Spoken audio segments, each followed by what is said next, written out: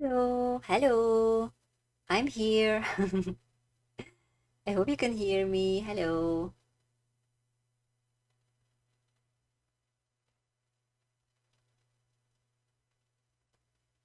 Okay.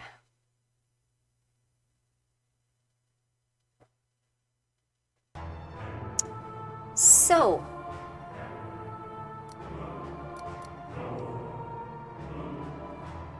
the last time I played this, it was before my big burnout.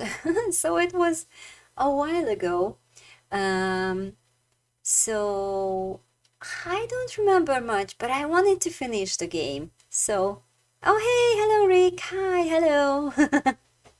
So I did want to finish the game. So the beginning might be maybe it will be a bit strange because I don't remember a lot. So it's gonna be funny figuring out what happened. I remember the main story. We are working as an educator, a teacher kind of dude, and one of our colleagues stole a lot of money, and we have to. So I think we are working, teaching about the paranormal or something like that, and now we have to prove the existence of the paranormal to keep this part of the school, so that we don't lose our job. And it's kind of like a mission impossible, so I don't think that's gonna be the solution, but that's the thing that we got. That's what we have to do. So yeah. Oh, and also our fiance left us. Yeah. So things are not looking good so far. That's what I remember. Yeah. And last time I streamed the game, it was really laggy. I streamed Observation Duty and it was kind of laggy. But on Monday streamed Art and there was no lags. So we'll see how this one goes. It's mostly a point and click, so I'm hoping it won't be too bad. Um, yeah, let's hope. There will be probably some hiccups if there will be some cutscenes or anything, but we will see. Let's just hope for the best, I guess. Okay, so we were here. And we talked to these prostitutes, I think. I don't need anything from her.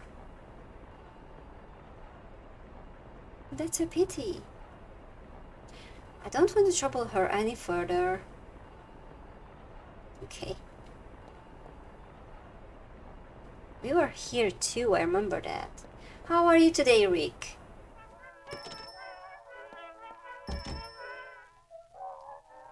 Welcome back, sir. Yeah, we can't go in there. I remember. They won't let us. You cannot go in there. There are people working.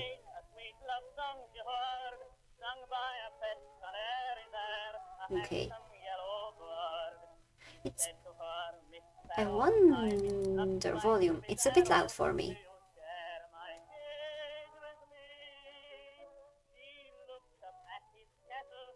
Okay, better. That was a bit loud for me.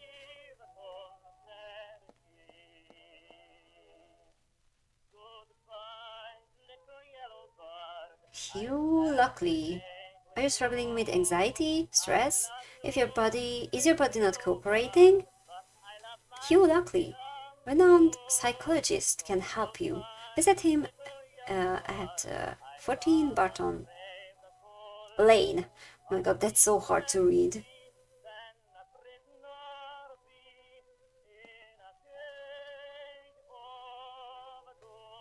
Okay, shelves. These are bound issues of the London News, the Globe, the Observer, and the London Evening News.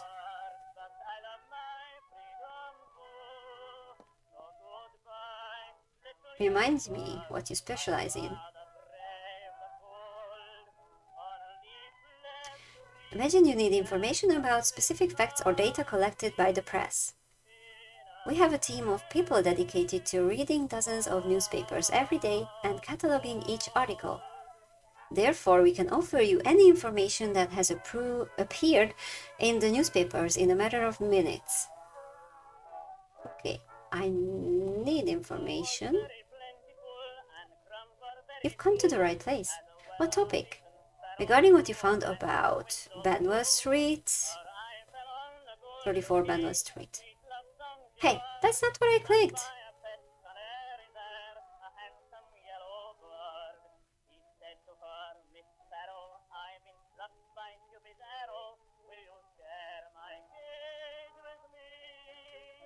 Benwell Street. Okay. We could only find 2 pieces of news. The first one is related to several disappearances of young women during the second decade of the last century. The police questioned the tenant of number 34 Benwell Street, Thomas Highmore, as a suspect. It was a scandal, as the man apparently had nothing to do with those disappearances. He even sued Scotland Yard, and the police had to apologize publicly. Unfortunately, the pressure he was under got the better of him, and he committed suicide in the basement of that house. The second news article dates back to 1824, if I remember correctly. Tenants there complained of strange sounds in their basement. The police certified the facts but could not give any rational explanation. Thank you very much for the information. You're welcome, sir. Yes, so we probably did this before, but it's a good reminder. Also, yeah, I had issues with how sometimes the text just goes on even though I didn't click it, and I have a hard time reading it because I just take my time with it, you know. Also, sometimes the text is really hard to read. Not always the best choice.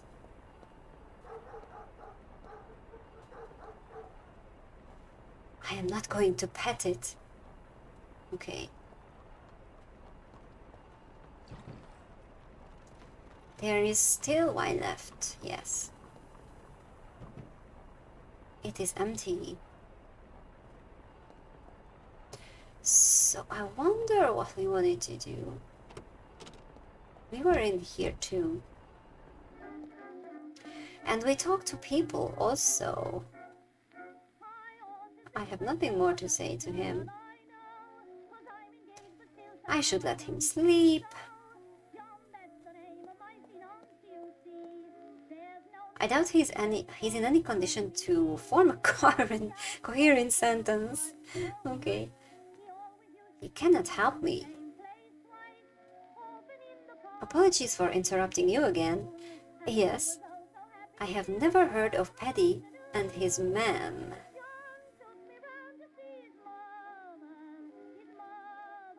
Who are they? Where do they operate? It's better if you don't know anything. For your own good. Well, thank you very much.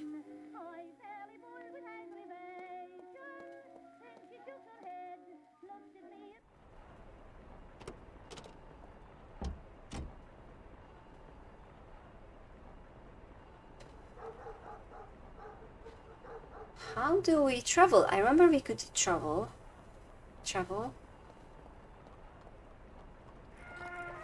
Oh, just walking out of the frame. Okay.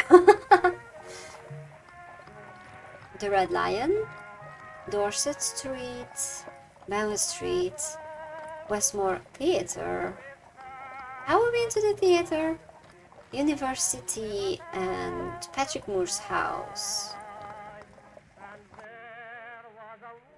Oh, I don't think that we've been here before. Poster. Statements by supposed scientists supporting Beatrice Shaw's psychic abilities. I do not know any of them. They are probably false names.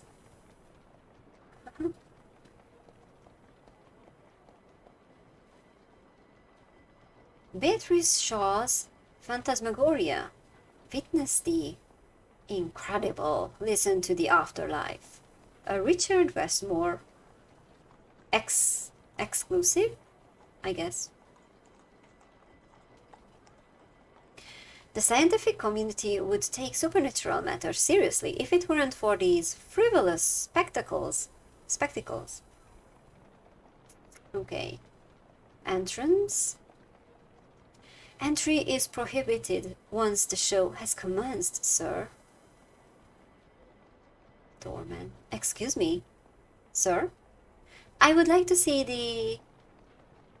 Miss Shaw? Miss Shaw.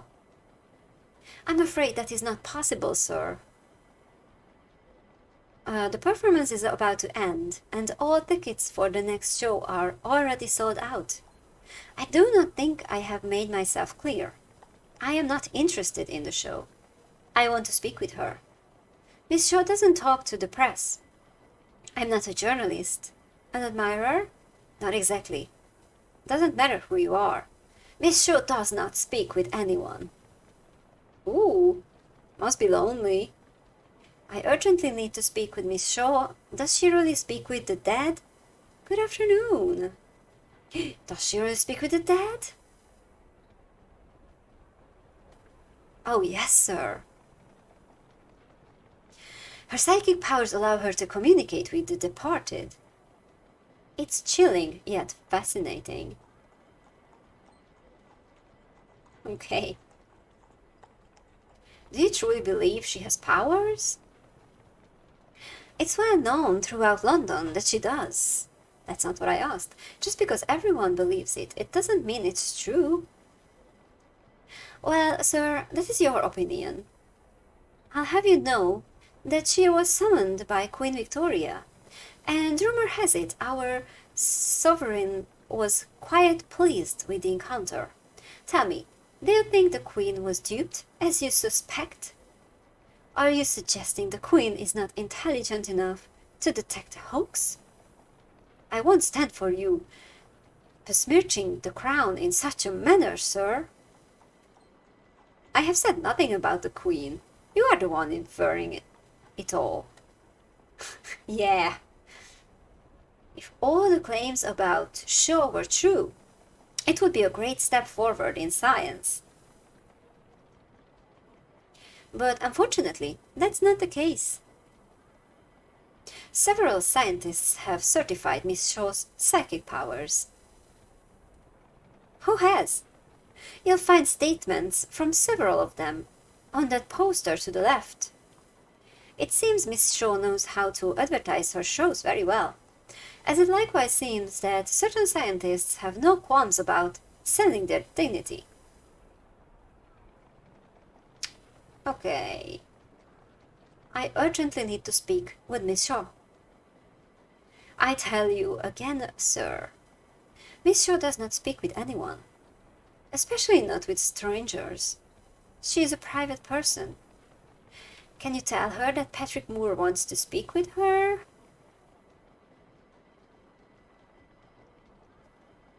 Who is Patrick Moore? You? Yes. I'm sorry to say that I have no contact with her. I'm only in charge of ensuring that no one tries to enter the theater once the show has started. Is there any way I can speak to Miss Shaw? I can't do anything for you unless Mr. Westmore, the theater owner, instructs me to. Alright, where can I find him? No, I wasn't serious, sir. I suppose it will be more productive to speak directly with him than to keep going in circles with you. I mean you no offense. No offense taken, sir. If you feel like wasting your time, I can tell you where he is right now. Yes, please. Mr. Westmore usually spends his evenings at the BASS headquarters. BASS. The British Association of Supernatural Studies. I have here a matchbox from the headquarters. The address is on the cover. It fell in the puddle. I apologize for my clumsiness, sir. Oh no, that's quite alright. Oh no, now it's soaked. I apologize again for my clumsiness. You can keep the matchbox if you like, since it's useless now anyway. I have a wet matchbox. I know where the association headquarters are. But thanks for the matchbox. I guess. Okay. Let's let's ask him again one last time. You won't let me in, will you? You are correct. Instead, you said you try to talk to Mr. Westmore. Yeah, thanks for reminding me. I hope you have luck. Oh, thank you. You're actually nice. Okay. Good afternoon. Good afternoon, sir. Okay. Let me... how was my inventory? I don't remember.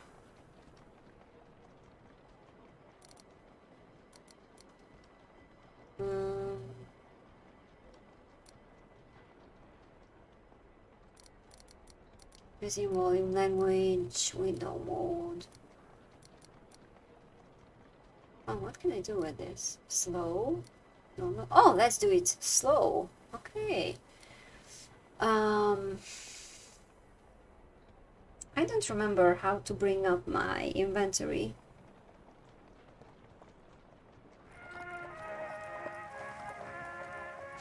Oh, this is the BASS.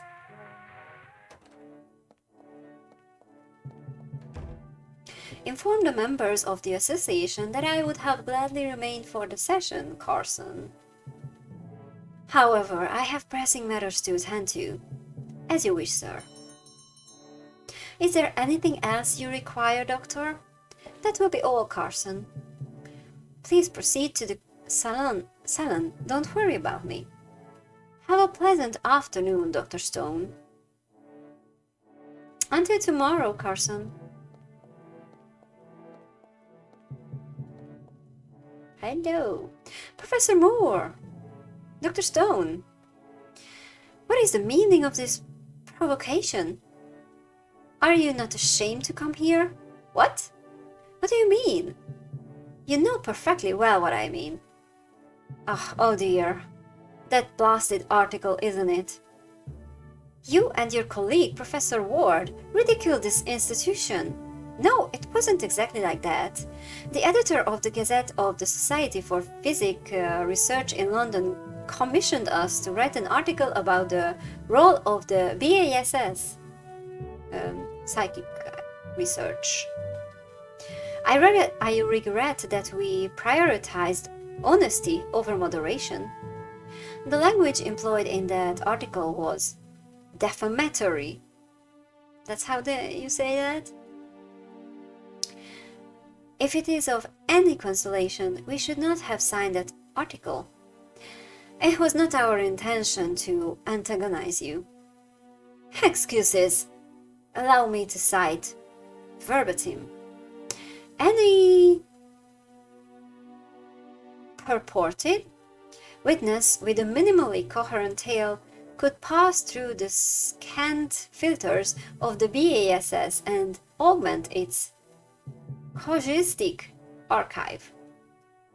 Indeed, however, the BASS proudly presents an extensive catalogue of visual material which does not substantiate the existence of an afterlife, but rather illuminates the naivety of its members. You've made a mockery of us in the eyes of the public. We have endured enough of deniers of spiritualism and skeptical journalists. Goodness me, you appear to be aligned with them. However, it is of no consequence. You know what? We were contemplating legal recourse against you, both for defamation. But after Professor Ward's scandal, I expect it will not be necessary. The credibility of both Nelson Ward and yourself is now in tatters. I am unsure of your purpose in coming here, but I hope you will receive the reception you rightly deserve. That is, to be kicked out of here. Good afternoon. Oh, wow.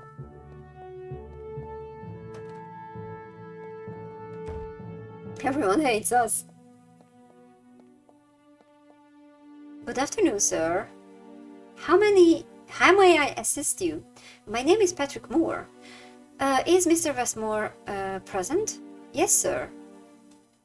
May I speak with him? He is occupied at the moment. The members of the association will soon begin a séance. Mr. Westmore will lead it. Please tell him Professor Moore would like to speak with him. May I enter the salon?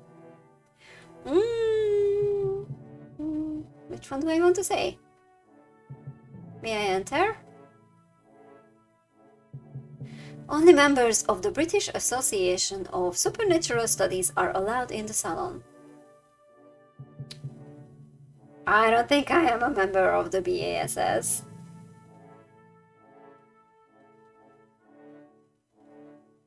How can I become a member? That's interesting.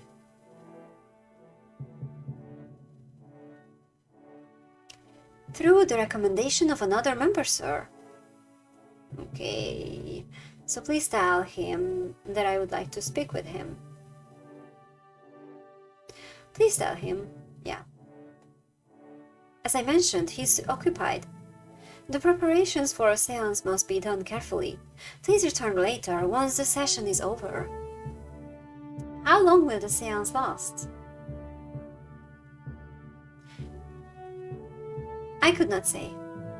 Some have taken 20 minutes and others 5 hours. 5 hours? Indeed, sir. Okay, after all this, let's try to lie. I am a member of the BASS. No, you are not, sir. Thank you for your help. You're welcome, sir. Now, if you'll excuse me, I have to proofread the latest issue of the association's newsletter before it goes to press. It would be troublesome if I missed a typo. Believe me when I say that a typo is the least of the problems in the association's newsletter. I beg your pardon? Nothing. Oh, you're doing the dare, okay. Oh, that's some weird eyes. That is not a ghost, not even a human person. It's a scale lithograph of Gustave Doré Saint John. Disgraceful. Okay. Umbrella stand. Let's steal umbrellas. My reputation here is already bad enough to be accused of theft as well. Why? Who cares anymore? Motto. They have the association's motto framed. The veracity of the phenomenon is based on the accounts of the witnesses. For this reason, depictions of both of a 9th century peasant and the 3 musketeers are included in its catalogue of casuistry. I don't know this word, sorry. Okay, photographs. Those are photographs of all the members who belong to the BASS. I'm not there. So sad. Book. A copy of the book, Treatise on Primordial Fear. Okay. Really? It is a myth, an invention. The association displays it as if it were real. AA. From here I can see the Tower Bridge and the bustling port activity of the Thames. Okay. Photograph?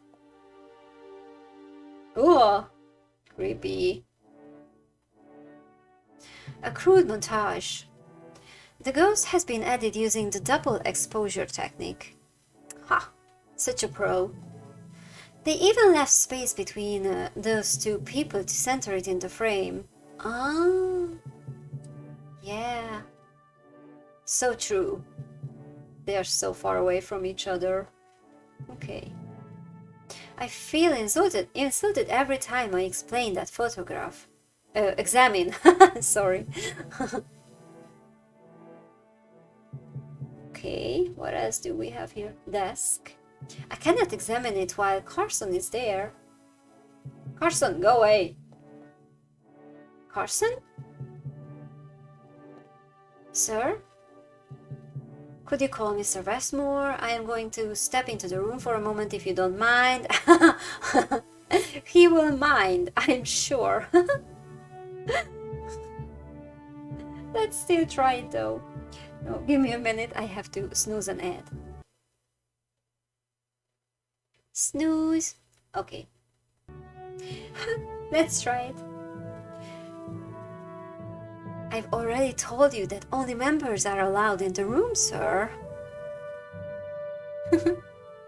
I believe I am a member. You are not, sir. I would be aware if you were. Okay. Could you call? Is it over? He's busy with preparations for the seance. Oh, it didn't even start yet. Okay. He wouldn't want to be disturbed. Okay. Can't move him away from there.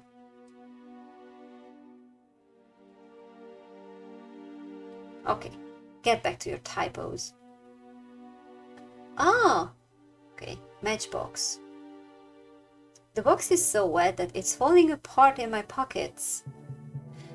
I'll get rid of it. Oh, what? I have a wet match. There was only one match inside. And it's wet. I do not think it will light. What do you want to do with it? What's this card? I don't remember. Card. Select an item and click on the eye to get a description. The address of the renowned psychologist Hugh Lockley. Huh. And why do I need this? Wet match? Wet match. Useless at the moment. Okay. Emblem. The emblem of the BASS. The Latin phrase would translate as in search of truth. Bell. Carson will be angry. Huh?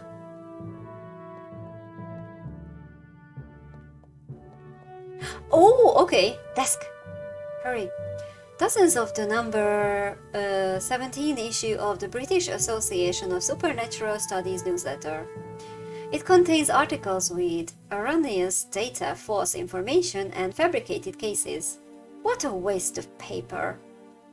The British Perforated Paper Company would have put it to better use. Gentlemen, is everything alright, Carson? You called? No one has called for you.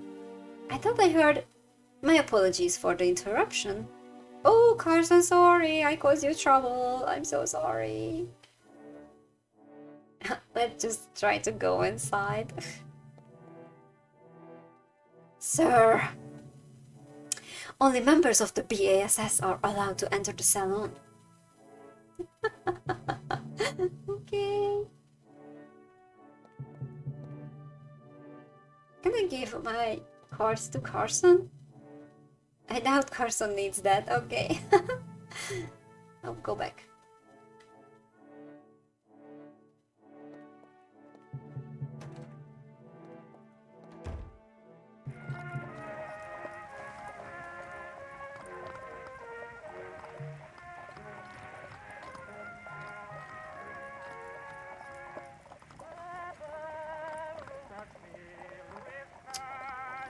Yeah, I didn't remember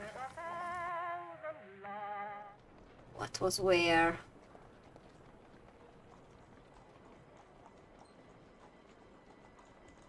Tim. So I know that we didn't read all of the articles, but I didn't remember. I don't remember which ones we read. Tim. Tim, of course. Can you tell me today's news? I'm only doing this because you're a good customer, but don't get used to it. What subject do you want to know about? Politics, events, entertainment, society, sport. I think I'm already well informed. What about entertainment? The Hicks Theatre premieres The Prodigal Son, the longest running film to date. Oh my god, what? 90 minutes. Why are ads so aggressive? It's there again. Snooze. That's too long, don't you think?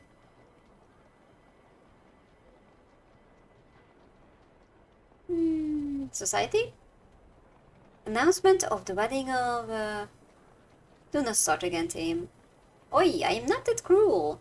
Lord Arthur Griffiths is pleased to announce the marriage of his daughter, Lady Adelia Griffiths, to William Chenoweth, son of Lord Lawrence Chenoweth. I don't know how to pronounce that, I'm so sorry. I am not acquainted with them.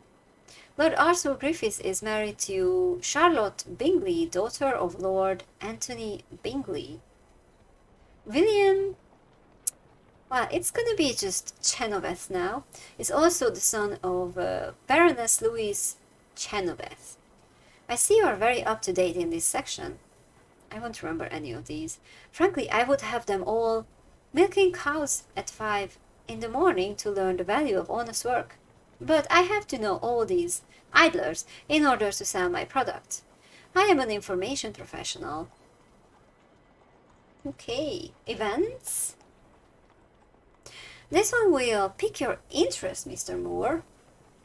They are reporting a ghost sighting at the Tower of London. Oh, I think we've talked about this before, but I think Moore said that it's just a hoax, if I remember correctly. You should look into that. Oh yes, the Tower of London ghost. A hoax. Haha. Perpetrated by a jocular guard. I wouldn't dismiss it so lightly as a hoax. It is, Tim. Everyone knows it. So do your journalists. But shock says more than truth. Why can't you go there and investigate it in person? I have already told you. It is a hoax. That's not a real answer, dude. Tim is honest with you. Reply. Normally. I am not going to investigate it because there is nothing to investigate. There's definitely gonna be something. Yes, but still, you should take a look at what's happening there. Tim, please, who's the expert on these matters? You are. Well, shush, right? Exactly. Tim's gonna be so right. Okay, let's go to politics. An Anglo-Russian entente is currently being held with the intention of signing a treaty between both countries. They will set aside their differences in Central Asia to prevent Germany from strengthening its alliance with the Ottoman Empire. You leave me astonished, Tim. You are a bright lad. You should attend university when the time comes. Oh yes. And to pay for it, I would have to sell, let me do the math, 30 million copies of these newspapers. Yeah, maybe you don't even need. You're pretty clever. But yeah, we talked about this too before, I remember. Okay, we had politics, events, entertainment, and society, right? Sport. The sports section today mainly focuses on the ritual performed by this boxer chap, One Ram Jack. Apparently, he always walks into the ring with a bunch of violets. Says it's his lucky charm. The geezer who wrote the piece thought it was a laugh and tried to take the mickey out of him. And where's the humor in that? I don't know. And I hope the round jack doesn't read the article. I hope one round jack doesn't read the article. If I were the writer, I'd be miles away from London by now. Okay, I think I'm well informed. Okay. This is... okay. I can go inside. I am no longer welcome in my own home. What's this? Bucket. I don't have money. It is filled with soapy water. I don't want to disturb him. Okay. But what can I use that for then? Guys, it's crazy. Just a second. Oh, and I can't snooze it anymore. Okay, so an ad will come soon. Okay. So.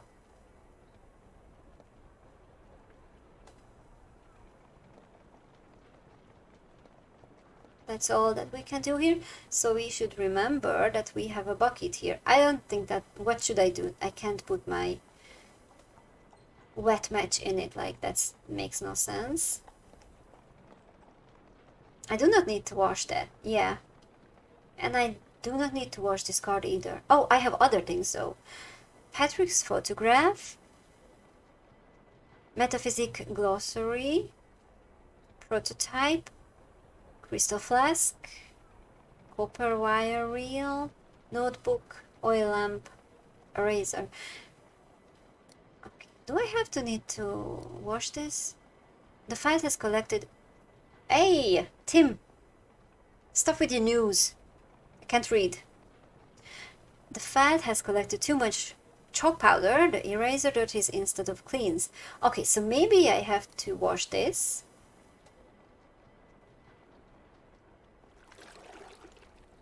Yay! And I don't remember what I can use it for. The eraser is clean with no trace of chalk dust. Okay. That's really nice.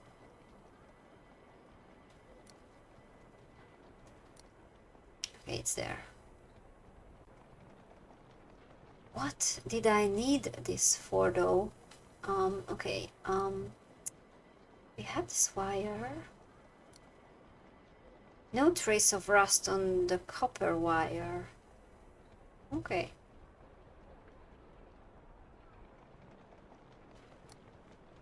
Put it back. And this? Simple thick crystal flask. Alright. I don't think I need to wash anything else.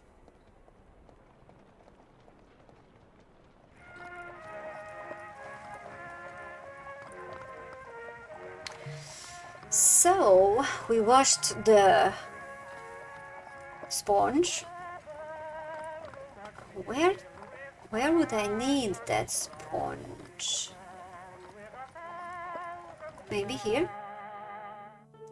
There was that kid, but I don't remember what the kid needs. The shoeshine boy. Without the shoeshine brush, you can't carry out your plan, can you? Exactly. So will this do? Does this work for you? It is a chalk eraser, but I thought that... Oh yes! And it's clean! With this I will finally be able to work. Listen carefully now. While I'm shining that bloke's shoes, he won't be paying attention to the entrance.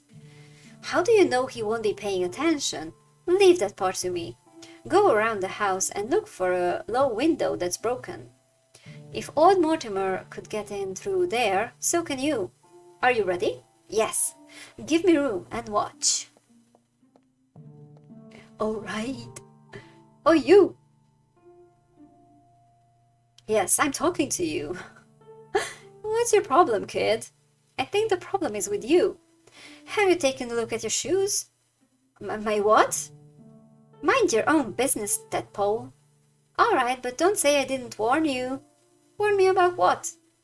If the one who hired you were to pass by and see your shoes, he'd think he paid for a pixie caretaker. I don't think you're giving off a very good impression. Oh, oop, you bloody little trickster. How much would you charge to shine me shoes? Don't worry about the price. Someone like you can afford it. I have the most competitive prices in all of London. Alright. But make it quick, alright? And make them sparkle. When I'm done with them, they will look like they were just bought at Harrods. And if you want, for the same price, I can sing you a song. I sing very well. I'm part of the church choir. Or choir? Do you know Poor Johnny? I love Poor Johnny. Now lift your foot and place it there. John took me around to see his mother. Oh God. Well done, boy.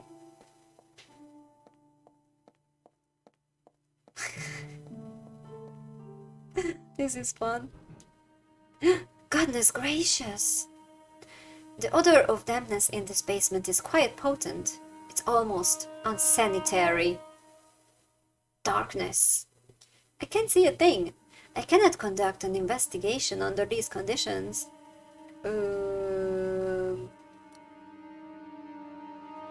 Oil lamp? No? But I can't light it with my wet match.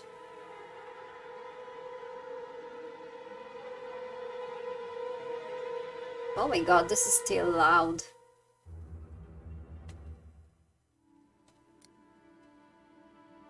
The match is wet. It could not light the lamp. What do I do with this friggin' match to dry it?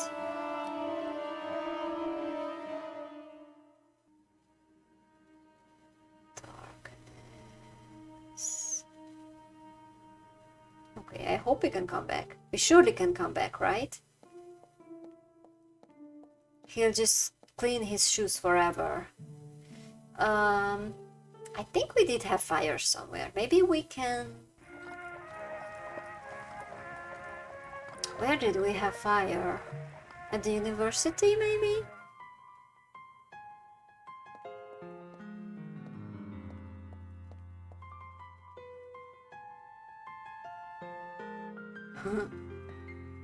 Are you feeling any better, Collins? No, Professor Moore. It's like I'm short of breath. You should try to relax. Is that even possible? Exams are coming up, and so is the Christmas concert. I know, but try to calm down. You are far too young to have a heart attack. Why don't you go to the Christmas concert in my place, Professor Moore? I know how to play the flute. Some Mozart, Beethoven. But the musicians at the concert are the students, not the teachers. Yep. Oh, I don't want to go in. Bye.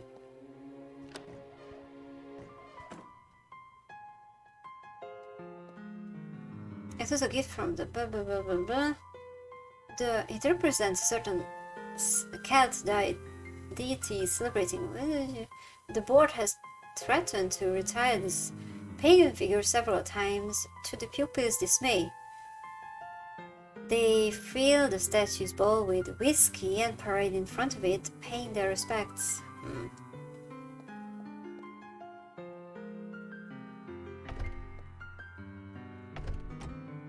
There's no fire here. Okay, let's go somewhere else then.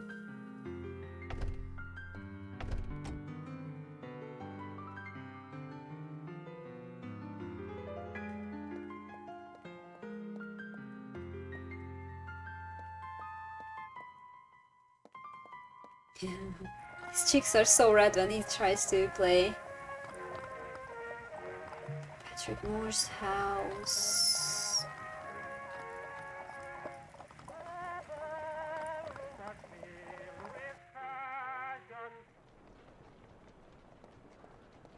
Oh yeah, that's my house. My ex-house. I'm just a dum-dum.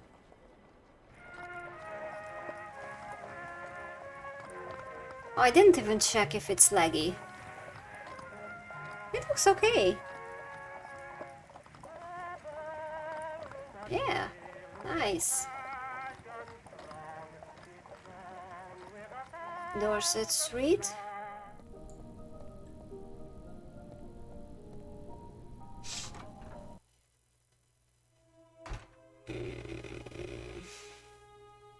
No fire here either.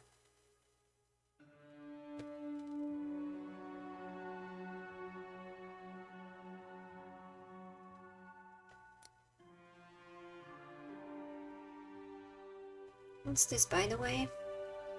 Complex system of electromagnetic pulses. This artifact should increase paranormal activity in a room. Okay. Have to do is to join the two coils together with a wire, otherwise it will not work. Oh, wait a second. With the wire? Oh, it's done! The machine should work now. A door.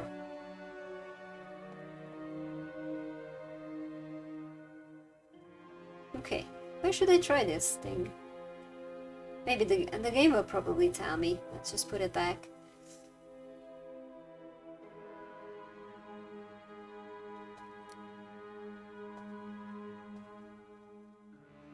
I won't put that in the flask.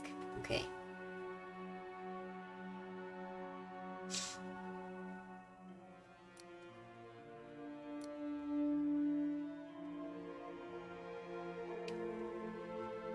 What? I don't think there's any more. Well, took all the interesting items, yeah. Okay. Let's keep looking.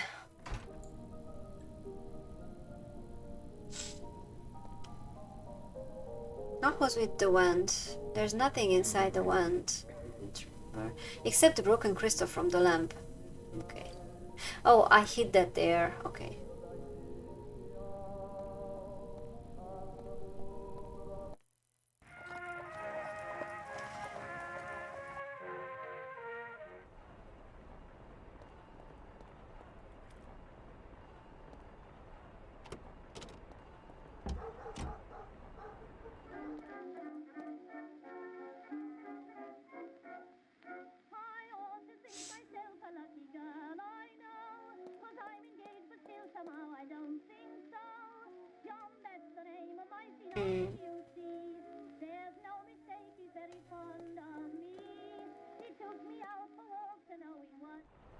I was so excited about the house. Hey, can you make... No. Please dry my match. Only money, sir. I didn't want to pay with it.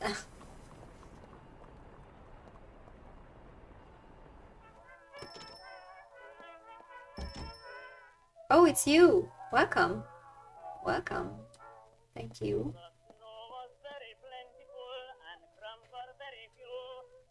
Please dry my match. I'm sorry, sir. I can't get you any information about that.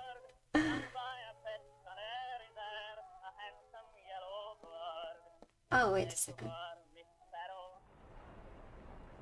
Can I show you a picture, by the way?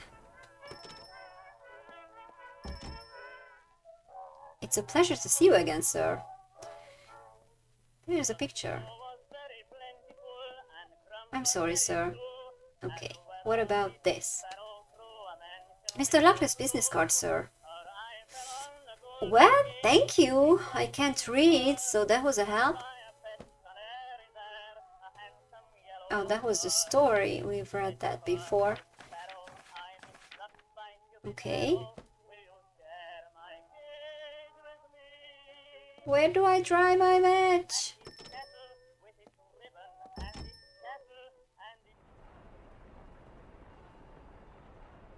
Oh, hey, I just saw it. Sylvester Lucas. Thank you so much for the follow. Thank you. Thanks. And welcome here. So,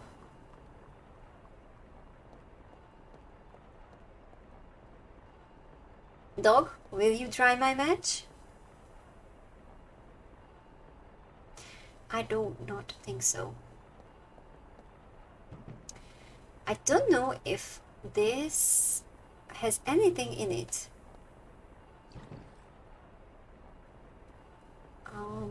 Can you fill it with wine? No.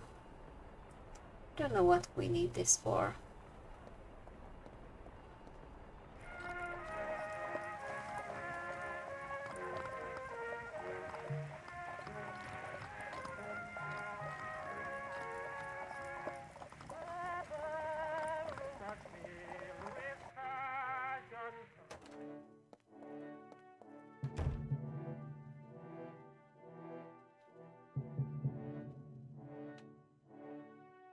I don't. Carson needs that?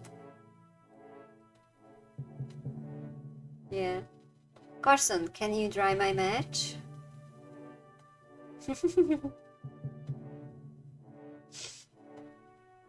Can you see my creation? No.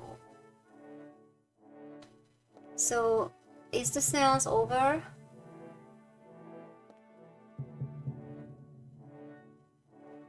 Could you call Mr. Westmore? I doubt. He's busy with preparations. Still just the preparations. Cha.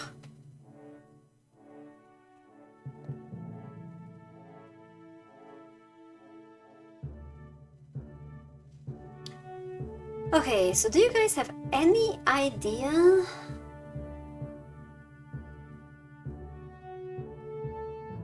I pretty much need to... An oil lamp, it has a bit of fuel. Yeah, but I need to light this somehow.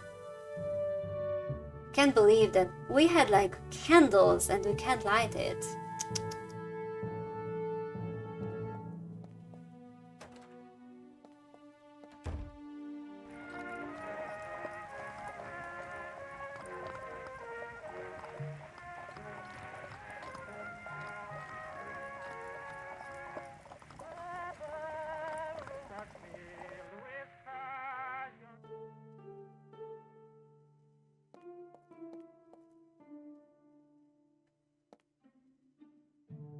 This property will be demolished, but it does not say when. Entrance?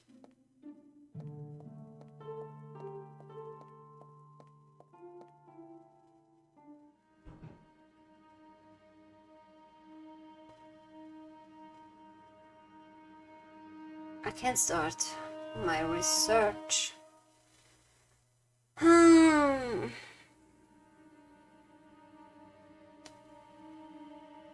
This is when I get stuck.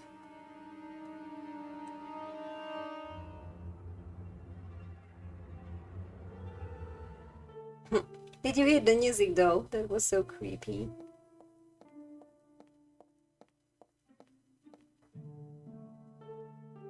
Shoeshine boy? The boy's keeping the man busy. I shouldn't bother him. He's distracted, and that is how I want him to remain.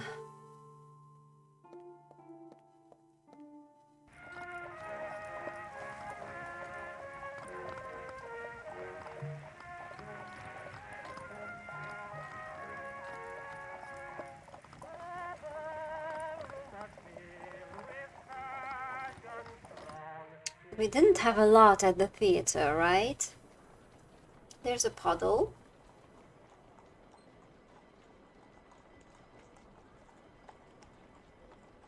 I can't do anything with the puddle.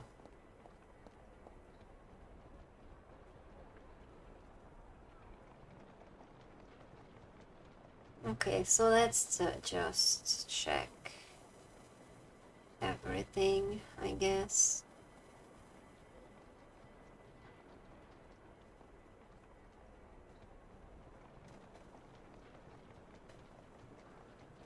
I don't know how that would go with my photograph.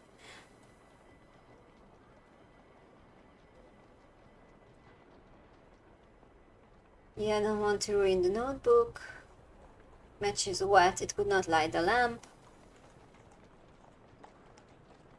The copper wire I've connected to the coils is enough for my prototype to function properly. And that's it. Okay.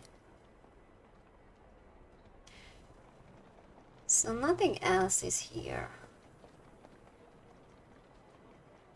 Okay, so I'm just gonna try everything. Sorry guys, that will be very stupid.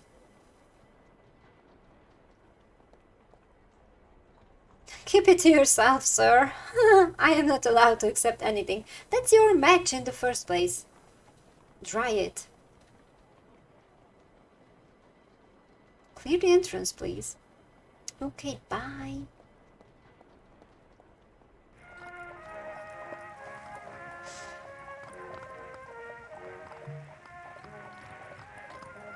So let's go to the university.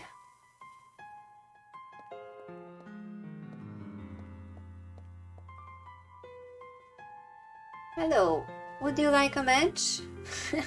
That won't help, young Collins. I should approach this differently. That won't do. I will discard that idea. By the way, what about these pictures? What? Mr. Cook managed to remove the professor's portrait. Okay. Yeah, this is nothing, basically.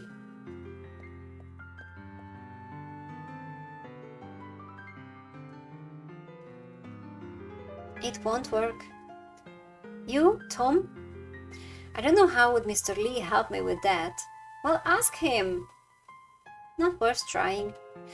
Yay.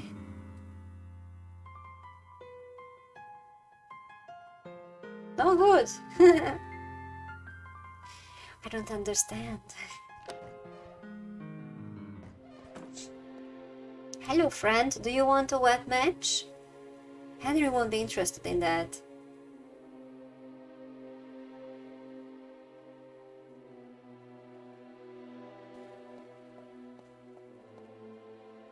Maybe if... No, bad idea. Globe? I should try something else.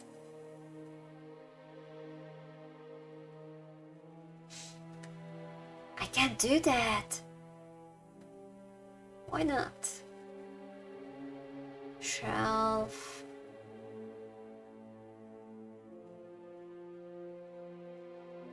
Nothing else. Okay. Feel free to tell me if you have any ideas.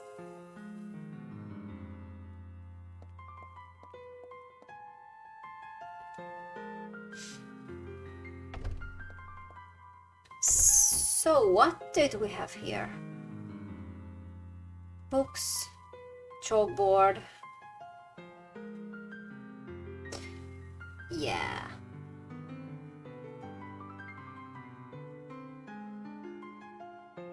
There may be a reason for it, but I can't quite see it. I don't need anything else from the cabinet. Skeleton? I did get a hand from the skeleton.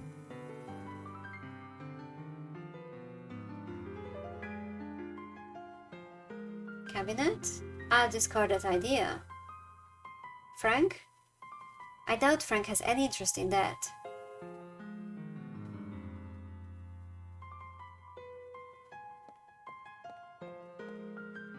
The 4 first drawers are full of anatomy prints.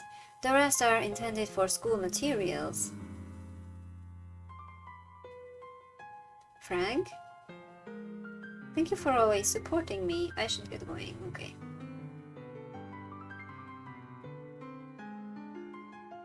These are just portraits. So I was hoping that I could use something from the cabinets, but no.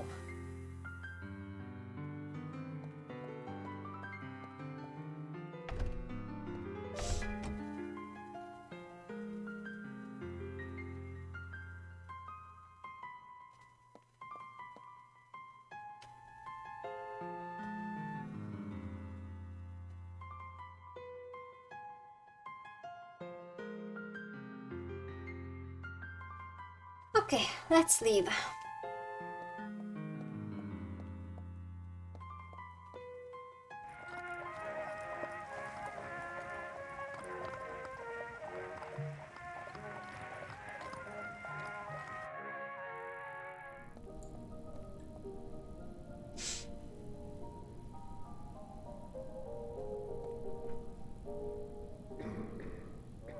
Yeah, we broke that lamp.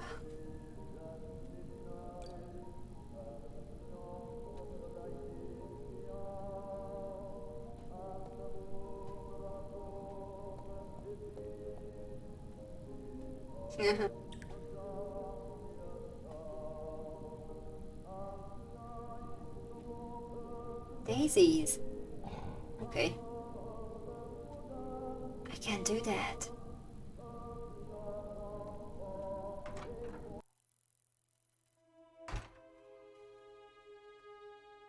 It's a map of central London where the professor has marked several places worth investigating. There's a red circle around one of them. It must be 34 Benwell Street.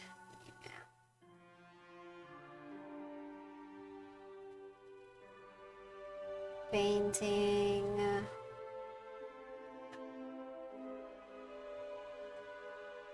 Crucifix. Bed. Trunk. Window. Desk.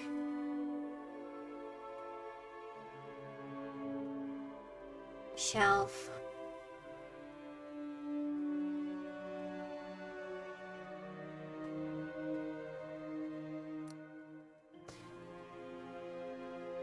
Hugh Lockley.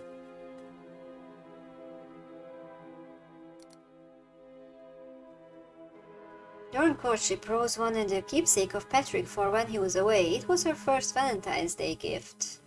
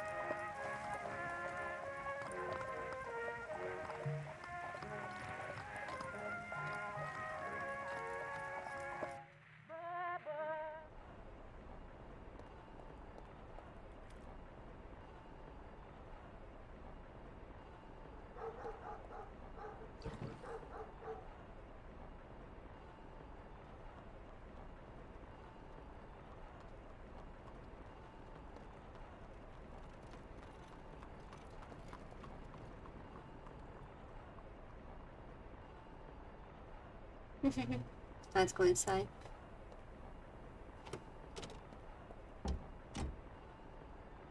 Let's offer my match to everyone. Match? Match?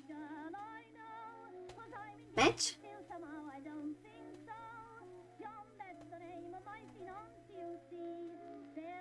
I should show him something more interesting than that.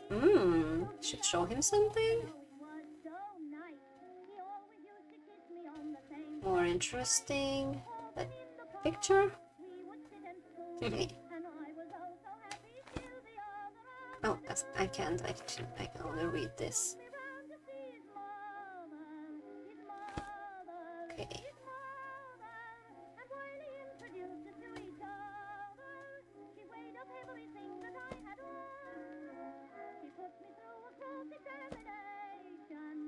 Did I even read this book? This one? It's a lot.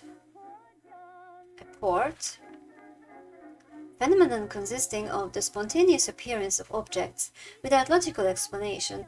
They are usually objects with a high metallic component such as watches, rings, necklaces or bracelets.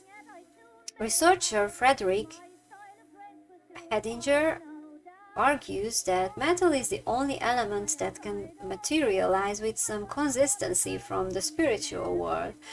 In the photograph, a ring materialized during a spiritism session Bloomsbury, 1901. Metal is the only element that can materialize. Interesting. I don't remember reading this before. Ectoplasm. The materialization of spiritual energy emanating from a medium's body. Usually appearing as a white, vaporous substance, it can take on forms of deceased individuals or objects based on the medium's abilities. In the photograph, French medium Camille Durand expels ectoplasm from her mouth. At other times, the substance emanated from ears or nostrils. Haunting.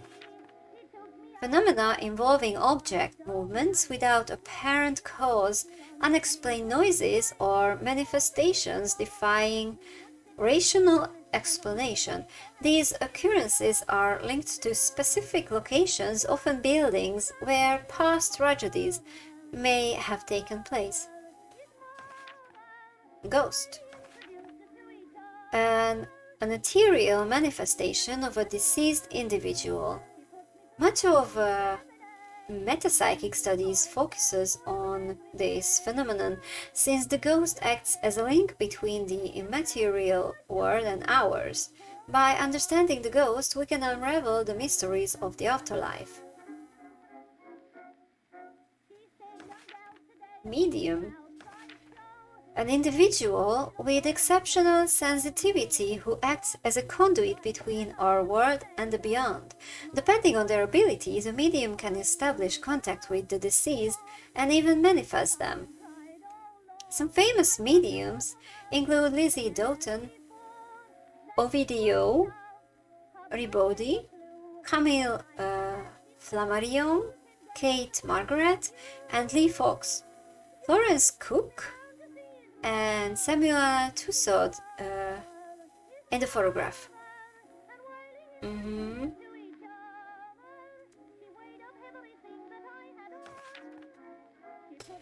Metaphysics.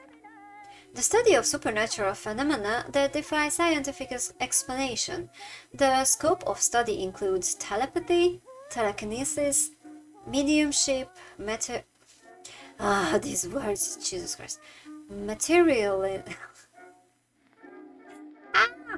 Materializations, communication with the deceased, and any phenomena that current science cannot explain. This term was coined by French physician and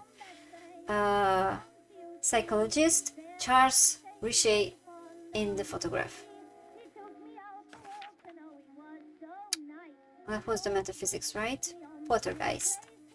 A German word meaning goblin or mischievous spirit, a phenomenon that consists of the movement, displacement, or levitation of objects, accompanied by sounds, knocks, or other inexplicable stimuli.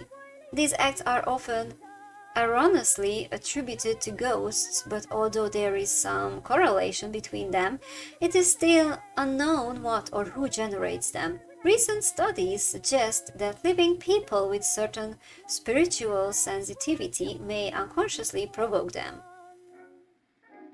Hey. Possession.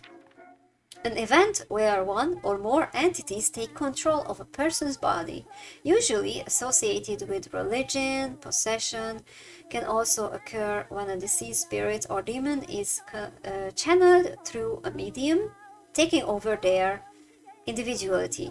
There have been cases where a spirit not only seized control of the medium's voice and movements, but also managed to alter their features to resemble the deceased. Wow. Spiritism. A doctrine that establishes the possibility of communication with spirits through a person endowed with a certain gift for it, known as a medium. Such communication can occur through mere presence of the medium, though it can also be facilitated by certain objects like pen and paper. For automatic writing, the spirit takes control of the medium's hand, or a planchette or talking board, more commonly known as an Ouija board. Okay. A seance by the medium William Roberts in 1905.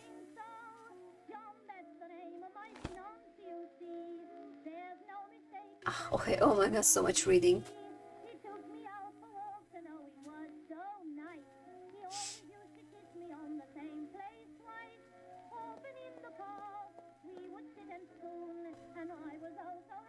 Okay.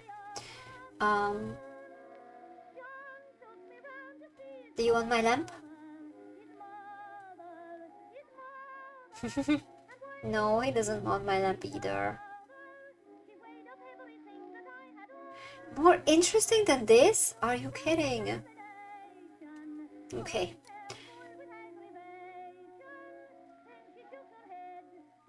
Guys, no one wanted my wet match. Why?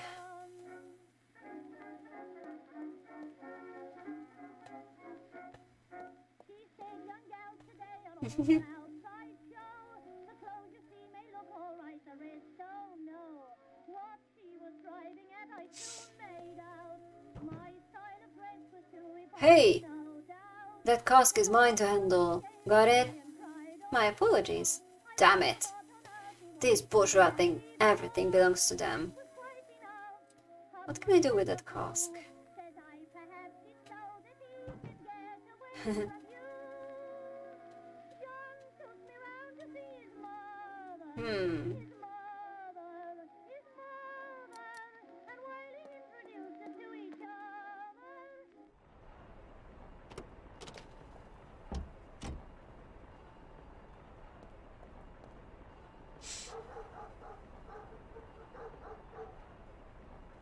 Just a second.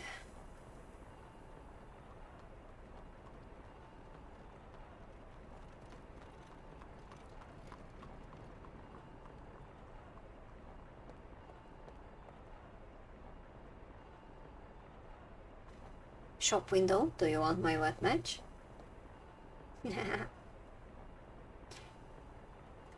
Okay.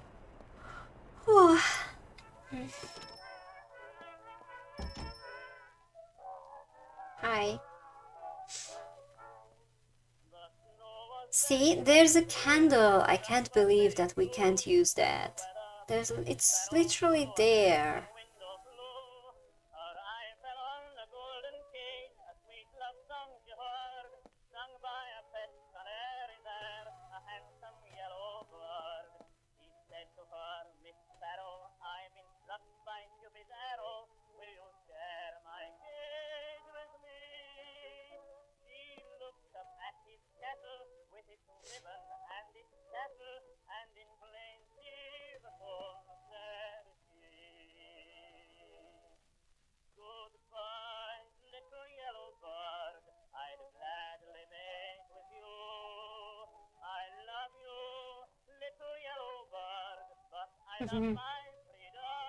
What a nice song though. Can you hear the song?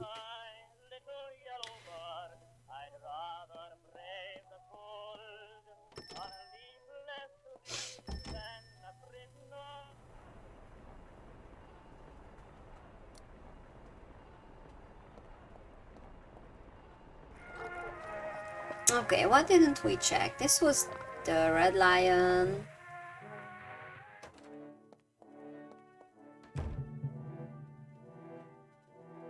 I don't think we can do anything here either. Wait a second.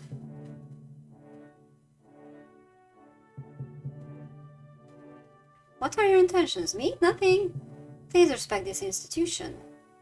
Ah, what if I... Ooh, wait a second. What if I ring the bell? Bye, Carson. Again? Oh.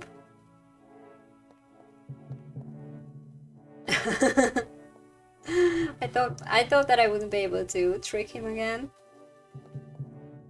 I would have to take down the portrait, remove the photograph, place mine, hide the photograph I've taken, and put the portrait back on the wall. I don't think I have enough time before Carson returns. Oh, come on.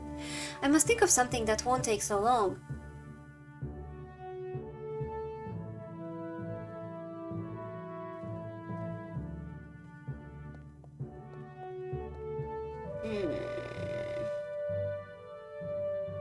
What is this card? It's just an address.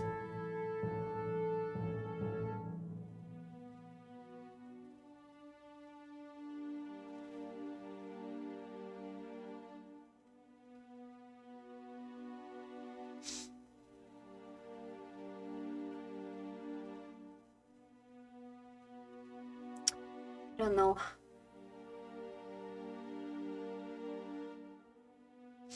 Let's take a break. My brain is fried, so let's take a break. I'm gonna do a little hydration break. And we'll be back in a few minutes. Be back.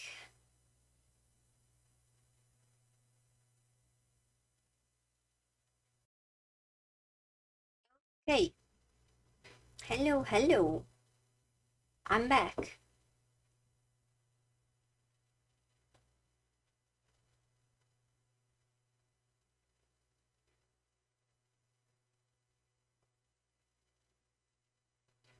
Let's see.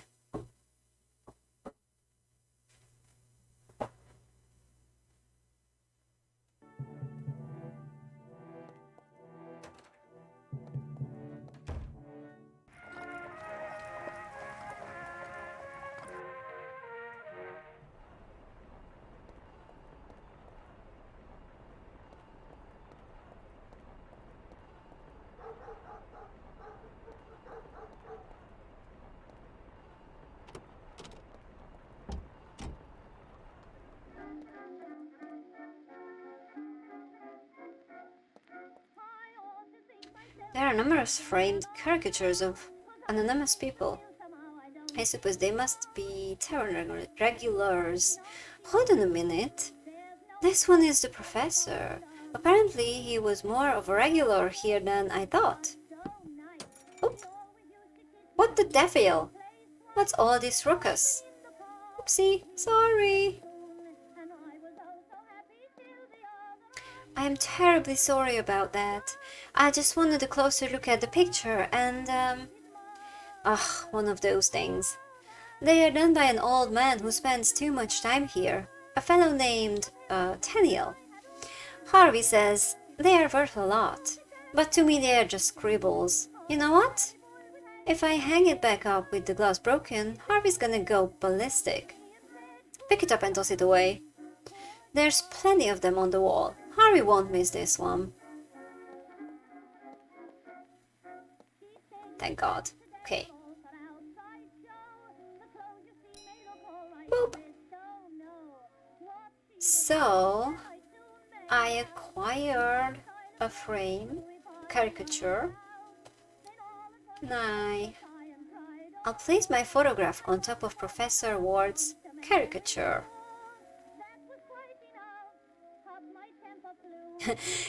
You had my stream on low volume and you were like, what is that noise? Yeah, I'm back. Break is over. Okay.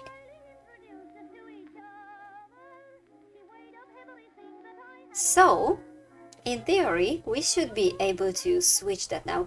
Poor Carson though. I feel sorry for him. The BASS. Ding!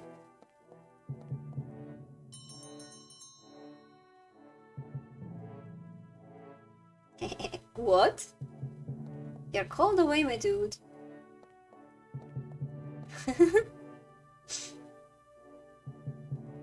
Okay. Yes. Have you requested my presence, gentlemen? No, I beg your pardon. Oh no!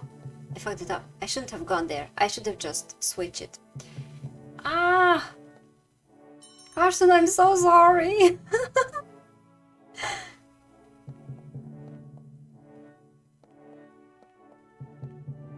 Okay, picture.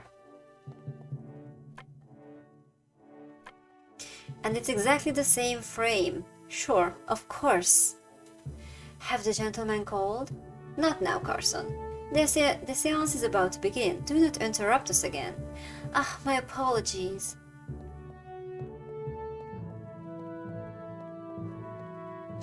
Admiring the photographs, sir? I was looking for myself in them. There I am, third from the left in the third row. What? Well, let me see. Indeed, it's you! Alistair Ainsworth? How peculiar! I should have sworn. I recall your name being Patrick Moore, and that you were not a member of this association. Alistair Patrick Ainsworth Moore. That is my full name. And naturally, I am a member. What a fucking lie, Jesus. May I enter the salon now, Carson? Yes, I suppose, yes. Thank you very much. You can return to your duties.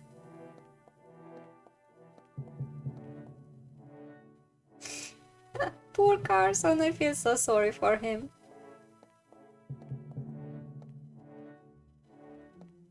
Oh wow. 4 humble mortals gathered in the darkness. We light the path through will. Follow the path to the light and make contact with us. Ludwig van Beethoven, honor us with your presence. Beethoven was deaf, Westmore. Do you think he will hear us from the beyond? Silence. Stay focused. Oh, Ludwig van Beethoven, we beseech you to tear the veil that separates our... I couldn't read. Realities. Pierce the darkness, making your way through the thin line between life and death. Reveal yourself.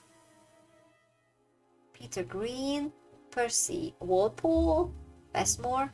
If you wish to communicate with the world of the living, show yourself. And Clive Beaumont. Hey guys, can you try my match? If on the other hand you do not wish to be disturbed, delight us with your music, and we will cease. Oh, Ludwig van Beethoven, we beseech you to tear the veil that separates our realities. Okay, Westmore. He will be upset if I interrupt the session. I hope this won't take too long.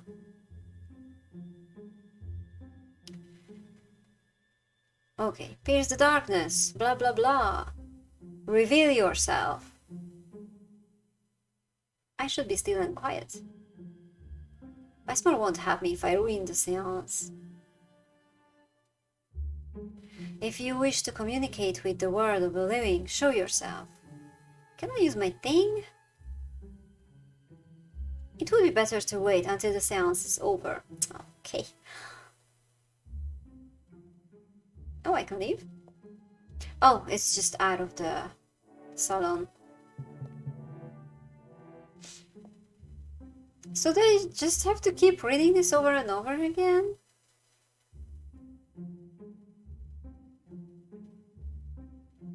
I suppose I'll have to be patient. Westmore needs everyone else focused on this charade.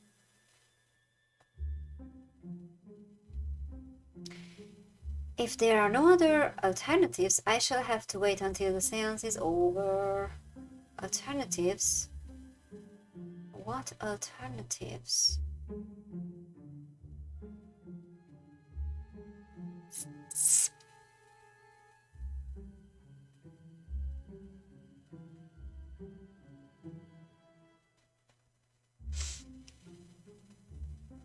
I don't see... There's a candle here, but doesn't say anything about it. Doesn't seem interactable.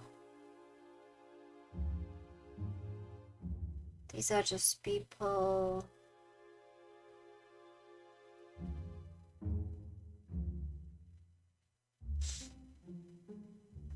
Oh my god.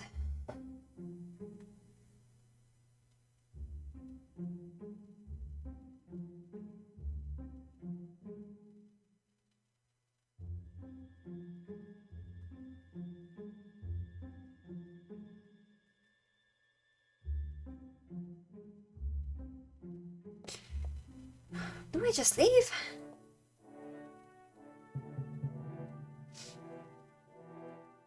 I do not want to bother Carson anymore. Yeah, he deserves his peace.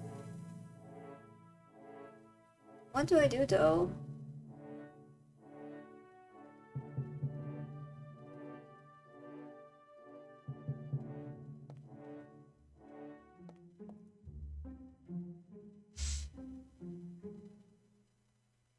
Okay. Let me cheat. Let me cheat if you don't have any other ideas. But if you do have some ideas, then tell me.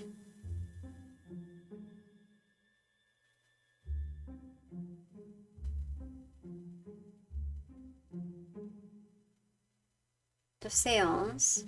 I found a guide. It's a bit interesting though.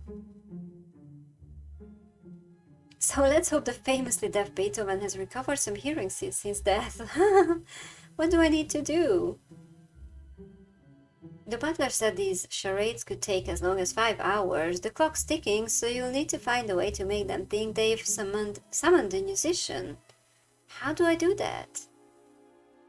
Pianos aren't exactly pocket-sized. You'll need to find an instrument that you can sneak into into the seance room.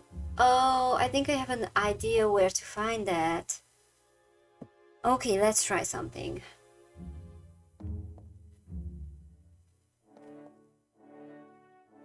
You know what I'm thinking of, right?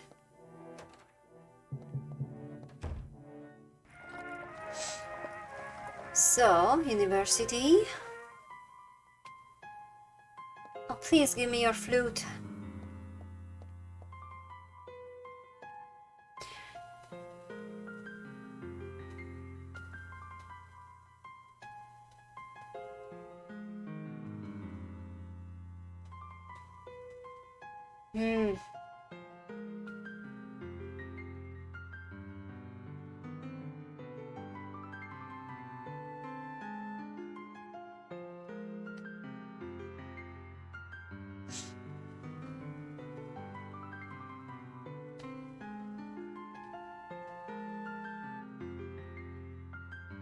Have you thought about seeing a specialist? What do you mean? You have all the symptoms of an anxiety attack. Take this. Oh, so he needed that. This person could help you. A loony doctor? A psychologist? A loony doctor? No, a psychologist. You have told us about Freud. What if he tells me I am a victim of frustrated sexuality? We are in England, son. The birthplace of sexual frustration. But yours is simply stress from overwork. Trust me and seek the help of a specialist. After the session, you will blow that flute so hard that the string musicians will have to make a superhuman effort just to be heard. I will listen to you, Professor, and I will go now. Would you mind holding onto the flute for me? Of course. Here you go. Yes, I got the flute! Okay! Oh, I was so stuck there. Jesus. Okay, let's go.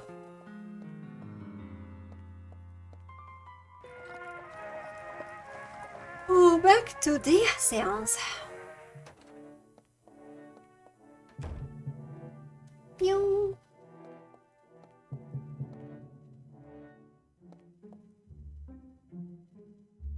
So, I hope to hit the right notes of the Fifth Symphony.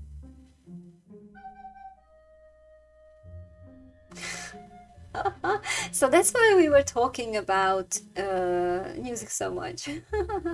Makes sense now. The spirit of Ludwig von Beethoven has manifested itself. And if his desire is not to be disturbed, so be it. Let us thank him for his kindness and consider the session closed. The lights may now be turned on. Carson? Beep boop. I'm not Carson, but I did it anyway. A success, gentlemen, isn't it? A success! Certainly, Westmore. The very Beethoven himself. It's a pity he wasn't very receptive. So, if it's alright with you, we could take a break and try again later. Sounds good to me. Second that motion. It will be a long wait, but it will be worth it. So be it.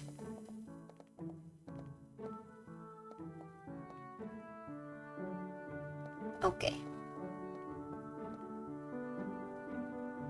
Haha, he's got a pipe. Okay, what do we have here before? Candles? They are scented candles. These types of candles make spiritual energies manifest more intensely. Who made such a claim? Don't you know? You should read more. Okay, thanks. Okay, can I? I could try it by holding it near the candle flames. Finally! Fucking finally! Although the mastic is so damp, I would have to hold it for several minutes. And I don't want to burn my fingers. Jesus! No, still can't try my match. I'm crying. Radiator. A Bundy light radiator manufactured by the American Radiator Company. The heat it gives off makes it hard for me to go out into the cold, foggy streets of London. Can I put it there? I will leave the match on the radiator for a while. Hopefully the moisture in it will evaporate. Okay. How long do I have to wait? I think it's ready now. Oh, okay. I thought it would be more. Yes. Yes. Oh, thank you. Lit. I'm so happy now. Okay. What else do we have here? Mirror. Mirror, mirror on the wall. His gaze is fixed on the mirror. Okay.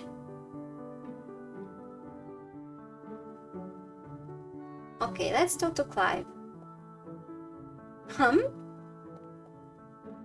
Outdated attire, the appearance of a university professor. I would say you are Professor Moore. But Professor Moore would be too ashamed to come to this institution after what he wrote about us. So you must not be he. I'm sorry to disappoint you, but I am Professor Moore. I have come to ask Mr. Westmore a favor. Well, I hope he doesn't grant it. Good afternoon. Library. I see several scientific essays on preternatural topics. Although the library is mostly stocked with gothic horror novels. Ooh, that's nice. That's a radiator. Summoning circle. Oh. Try to stay away from the summoning circle. Oh my god, I got scared that I will start to stay on myself. It still holds spiritual energy that we will need. Okay. Peter, are you that pretty you have to watch yourself? Did you know that if one stares into the mirror for half an hour, your face seems familiar? What? What was that? Whatever. Your face seems familiar. You are Professor Moore. You should not be here. This salon is for the private use of the BASS members. We make exceptions from time to time, but not for those who seek to denigrate this association. I come in peace. Are you here to admit that your words about this prestigious association were out of line?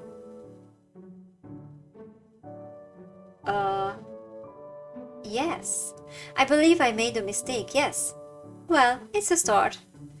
But do not think that we will forget this matter so easily.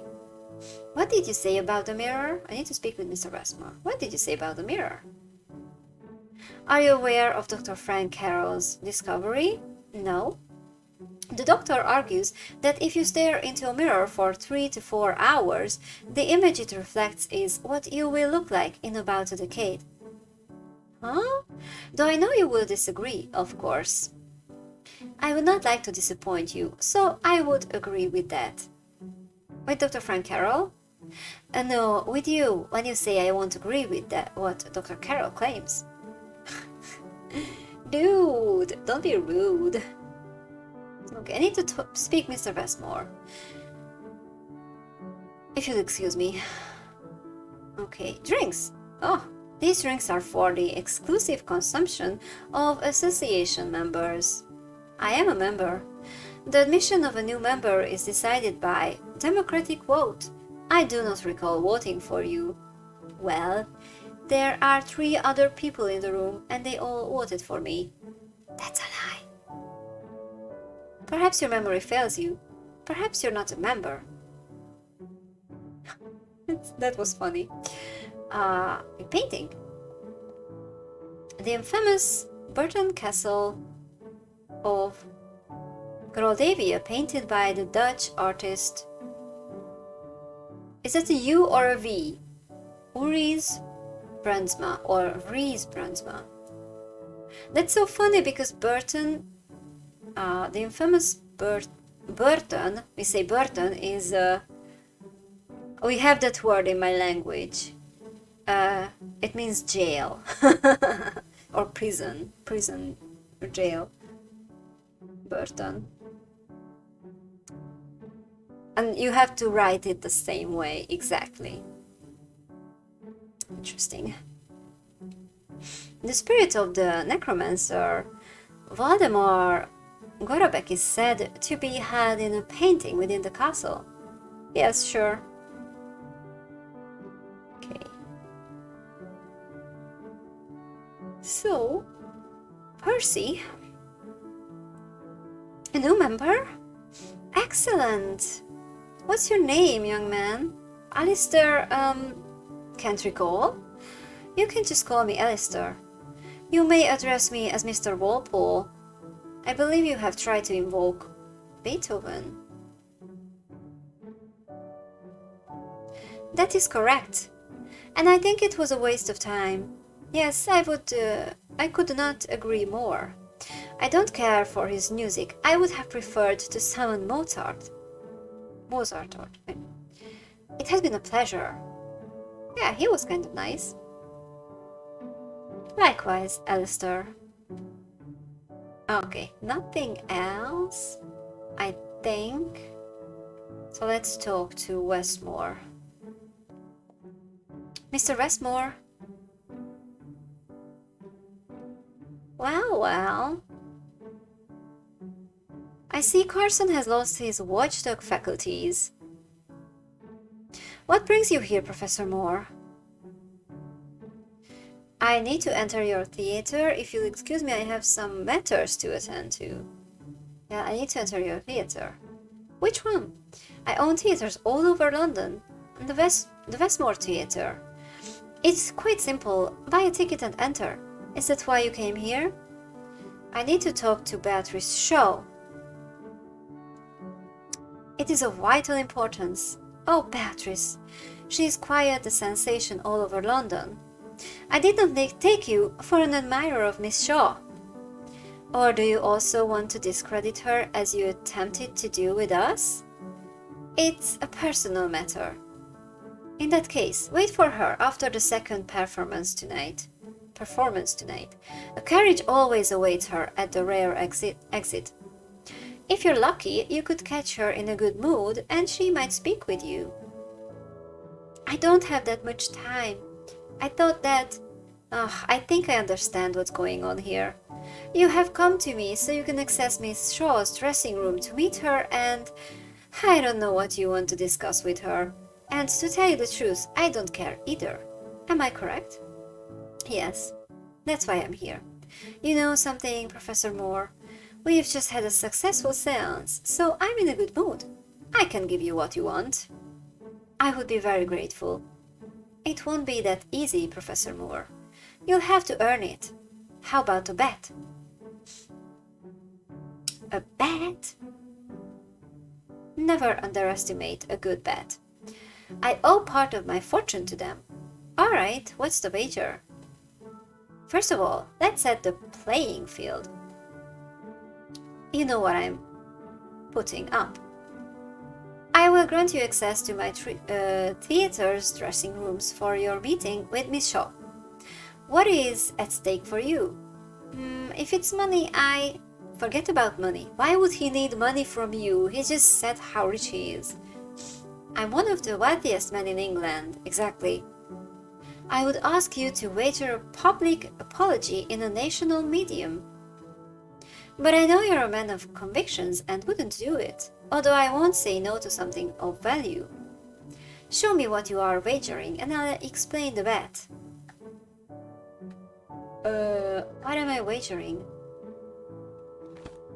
Oops. Oh. Can't wager these.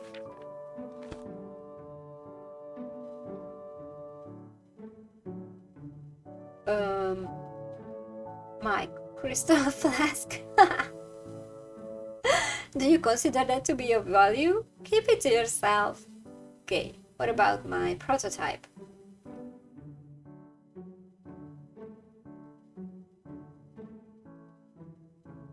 Did I do it? He doesn't need my prototype. Fuck you, dude. Alright. So I don't really have anything else. So let's go to the house.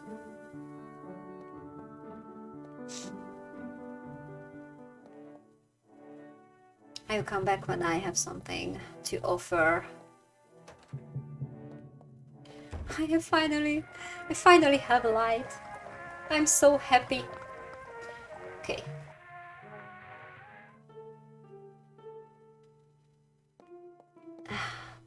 Tea. Oh, my voice is having a hard time now. So much reading. These games are fun, but so much reading. And you know, I have to talk all day anyway, loudly, so...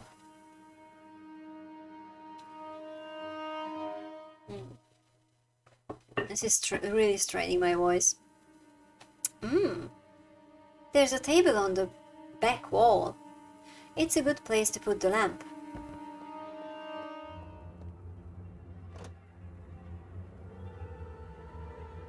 Oh, can you hear this music? A bit more light would be welcome.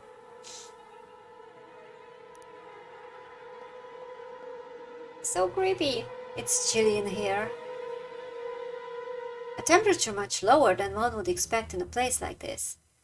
Without a doubt, it's an unmistakable sign of supernatural activity. According to the professor's notebook, the manifestations used to concentrate down here. I should start investigating. It's not too scary since there's that bright window there. Oh, can you hear that? Steps. I hear footsteps upstairs. They must belong to the other two guards the shoeshine boy mentioned.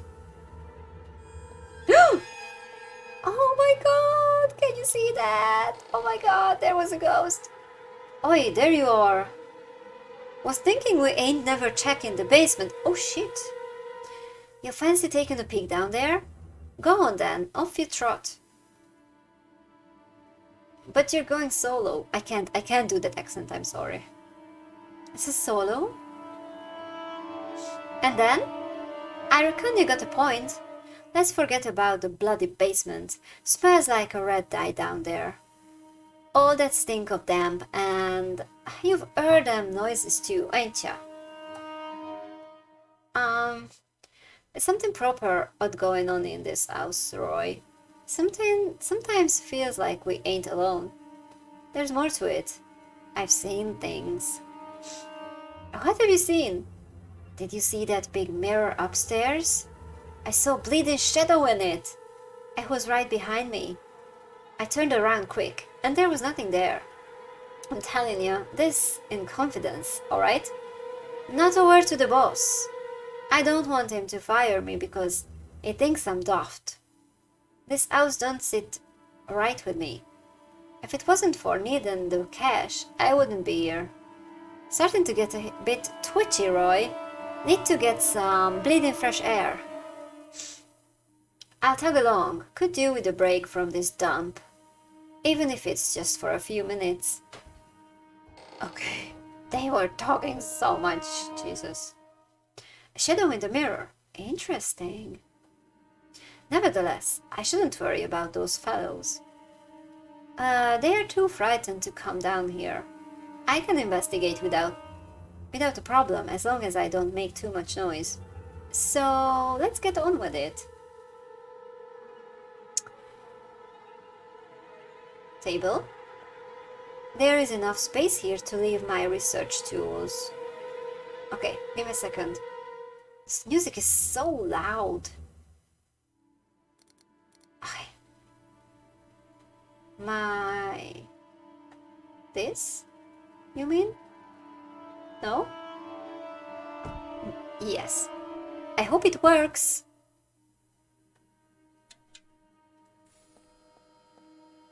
Our studies concluded that there is a certain relationship between supernatural manifestations and electromagnetic waves. Okay, I could read it. Right now, the machine is agitating those waves to enhance them. It seems to be working. The temperature has dropped considerably. The next step is to make contact with the entities. As far as I know, Thomas Highmore was the first tenant of the house, and he hanged himself in this very basement. From then on, strange phenomena began. Dear God, I'm so nervous. Here we go. Okay. Is anyone there? My name is Patrick Moore. What is yours?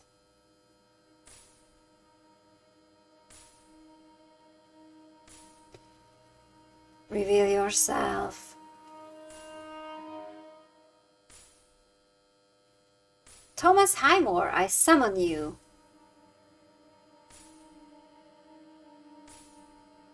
He was just here. Yes. Thomas Highmore? Is that your name? Two-way communication. Thomas Highmore, I have some questions for you. If you want to say yes, knock. Let me get out of here. Oh, my machine. Oh, what is that? Oh my God. Incredible. The concentration of energy has just materialized out of nowhere. And it pooped something.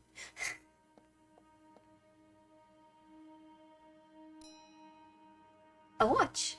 It can't be. It is an old rusty clock, and it has materialized in the energy concentration from the ceiling. The supernatural transfer from one place to another is categorized as a port.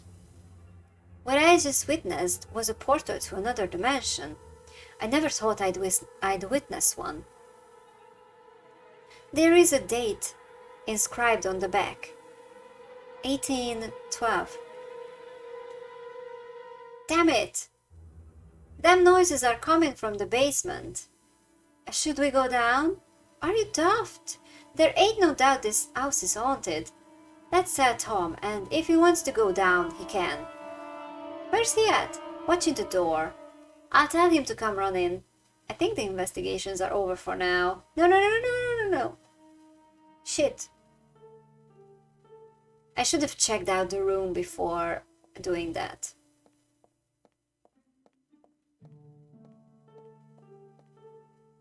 And a port!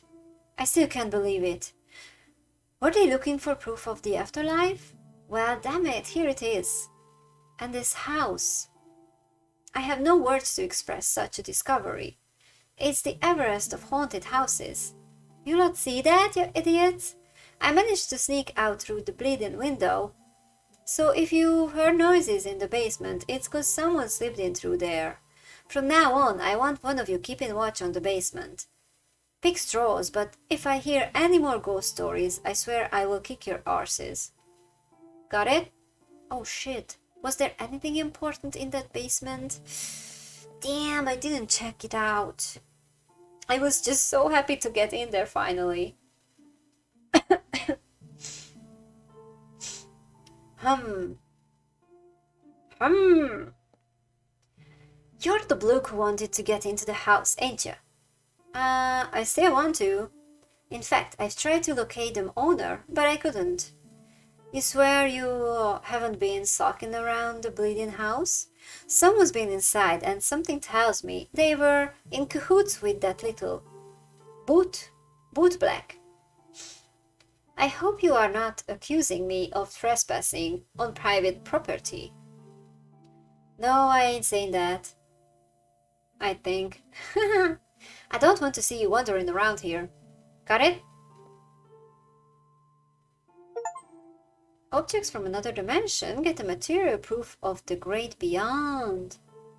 Okay. I think I have to wager this, right? This is probably what I will have to wager.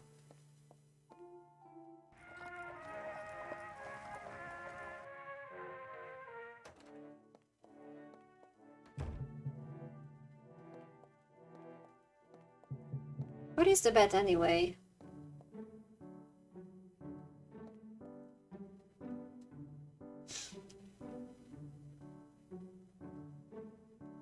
What do you consider something of value? Something material, of course.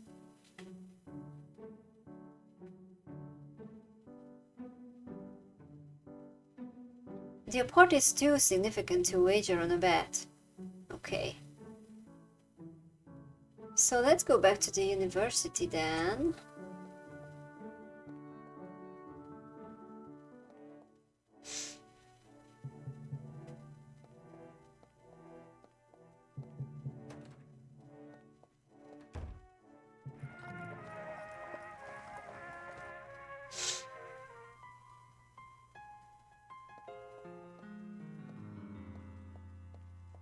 That picture looks so weird. Look at those beady eyes. It's funny. Okay.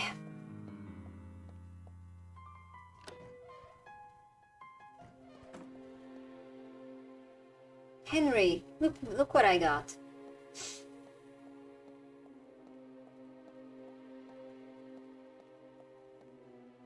Henry, take a look at this. It's just a watch. A rusty watch? It is not just any old watch. But how will you prove that, by the way? I don't get it. It is an report. What?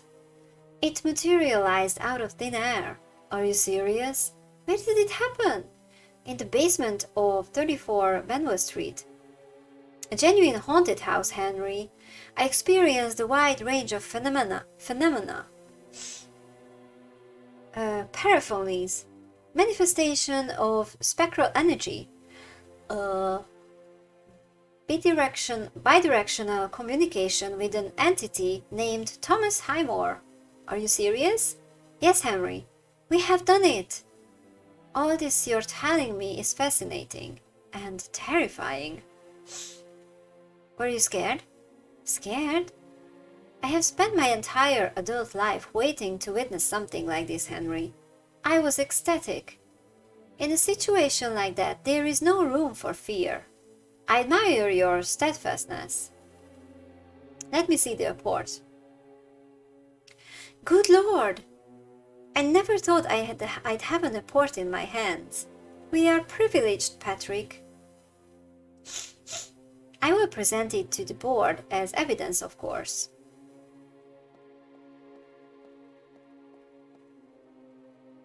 It's engraved with the date, 1812. That could be indicative of Henry? There are so many questions. Where did the watch come from? How many dimensions has it traveled through to appear in the basement of 34 Benwell Street? However, those won't be the questions the skeptics on the board will ask. What are you saying, Henry? Oh, jeez. Take this necklace. Take a good look at it. Much to my dismay, I will play devil's advocate. If I told you it just materialized in that closet, what would you say? Yes, exactly. Keep it, by the way. It has been there forever. It must have belonged to my predecessor. Okay, and you're just giving it to me. I know what you mean, and I'm aware that the watch is not conclusive evidence, although you could ask the board to analyze it. That would give us more time, and hopefully the tests will reveal something odd about it. Do you agree? I agree, and I will do so. But what about the results you achieved in the basement? Can you repeat the tests? Yes, thanks to my prototype. But it got smashed, and I left it there. I had to run out of that basement because... Never mind, it's a long story. Unfortunately, the board won't accept the report as valid evidence. You must return to that house and come back with a sure thing. It will be difficult to gain access to it. Not to mention that I would have to rebuild the electromagnetic field prototype to achieve the same results. And that would take time. Let's not be pessimistic. As I said, I will present the report to the board and try to buy you some more time. Try to rebuild the machine, and I will make sure the entire board is present when you repeat the experiment.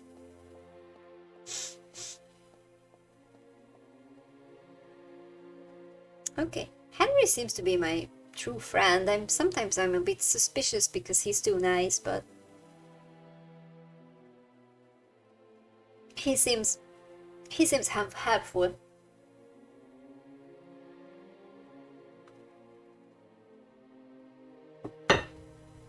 Okay. So, necklace. A presumably gold necklace with the photograph of an unknown woman. Oh, interesting. What can I do with this?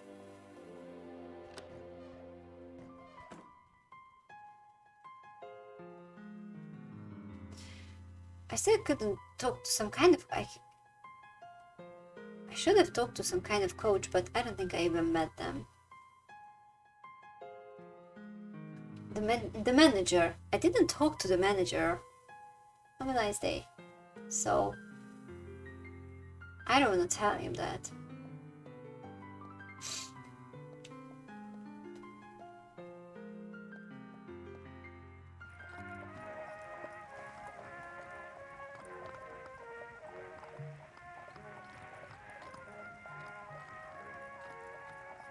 Okay.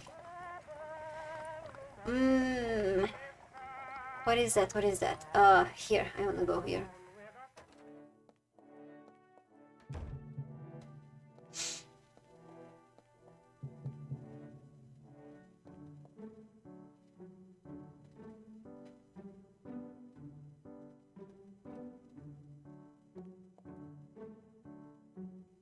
Is this an acceptable wager? It looks like gold. Ah, I see we speak the same language.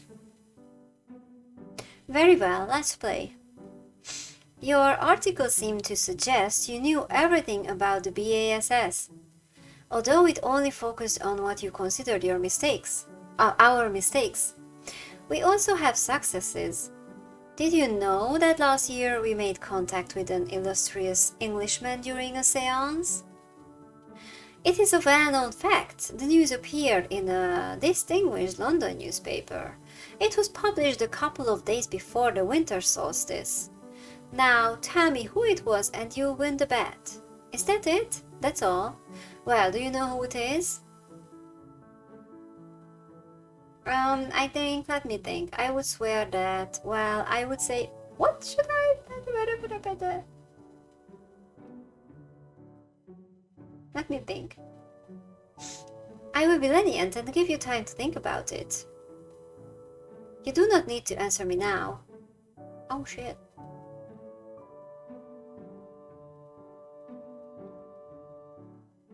Could you repeat the bad question for me? We made contact with a distinguished blah blah blah blah blah.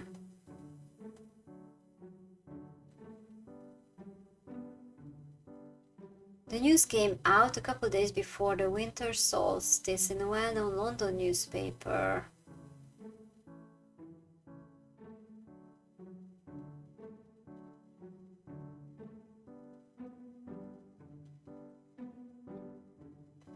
Do we have the answer?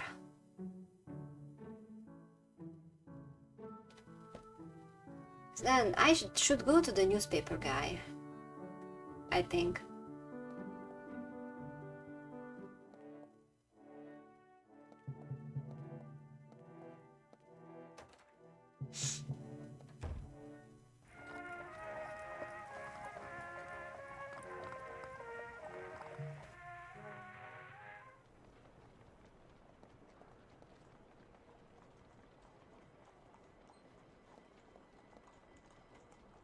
Hello again, little Tim.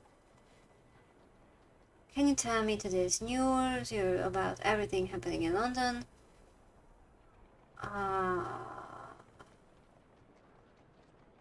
That's my job. I try to read the most attention-grabbing stories in each edition so I can shout them at the top of my lungs and get the customer's attention. And not just from the London news I'm selling, but from the competition too. You are quite the professional. I'm looking for a piece of news. What? I'm looking for a piece of news. I hope you can help me. What news are you looking for, Mr. Moore? It's about the British Association of Supernatural Studies. Last year they allegedly summoned a spirit at a séance. Does that ring a bell? Actually, I think it does. I don't remember the details, but I know it took up a whole page in the Morning Herald. The Morning Herald, huh? Do you remember the date when that news was published? I'm afraid I don't recall the exact date, Mr. Moore. And do you know who they summoned? I'm not quite sure about that either, Mr. Moore. Thank you, Tim. I hope I have been some help. So the seance of the supposed summoning appeared in the Morning Herald. Interesting. Okay. So...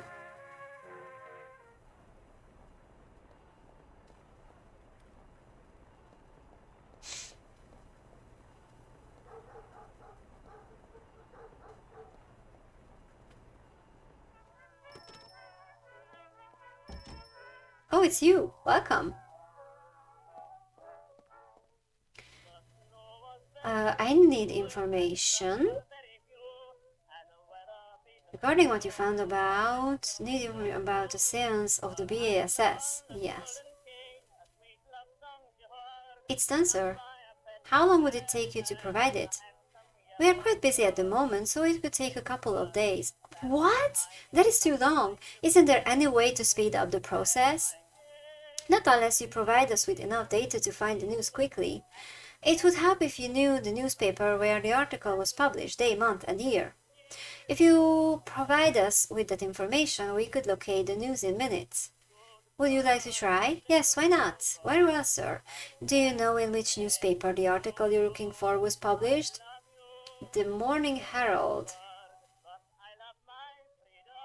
Yes. Day and month?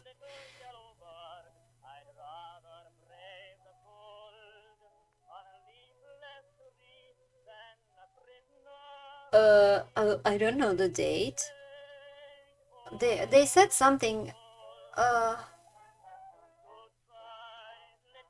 They said something, but I don't really know what date that means.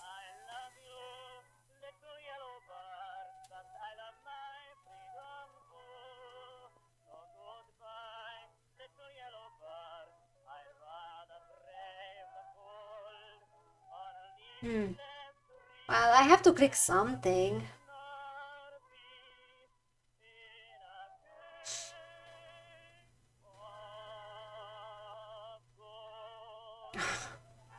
Okay, what year is it now? Because it was last year, but I don't remember.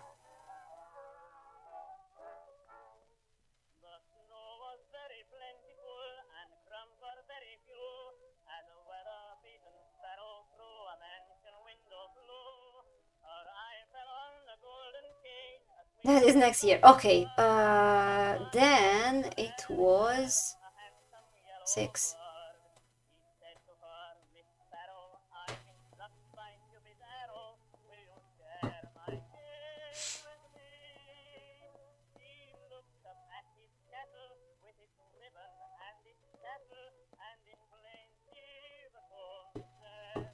Okay. So I think we have the newspaper, we have the year. I'm sure they said last year. So if 8 is next year, then 7 is this year, and 6 is last year.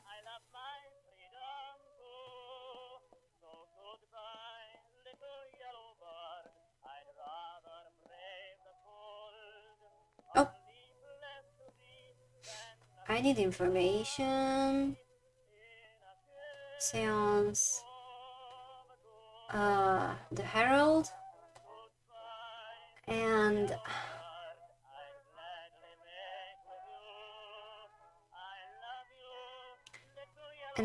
well, I just have to guess these because I don't know.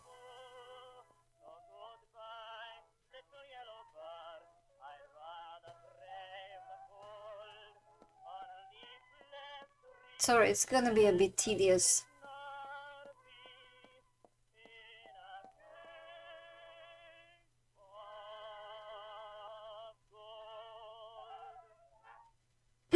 Eureka!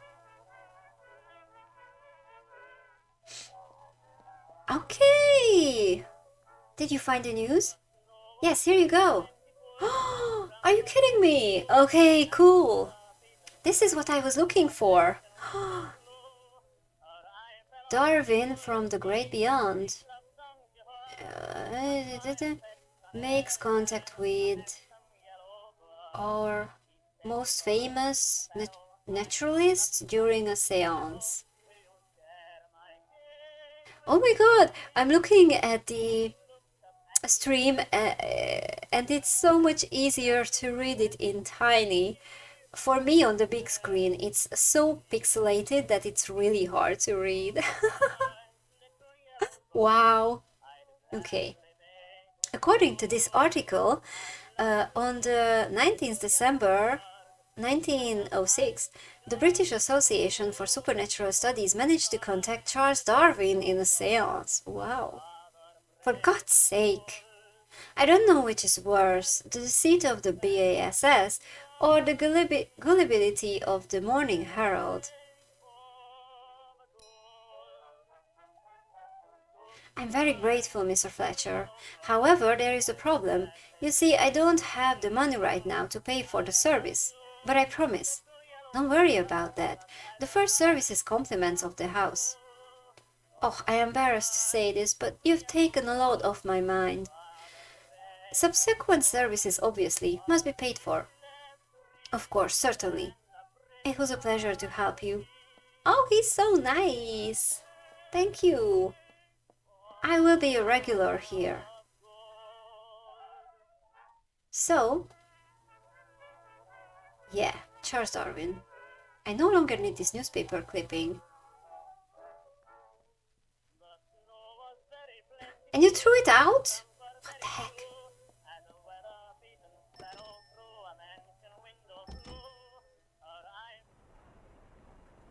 Why did you put it into the inventory in the first place if you're just throwing it out? That's weird. Okay. Oh yeah, I love making progress. Carson considers me a member of the BASS. I can enter the salon freely. Yeah, I wanted to click that.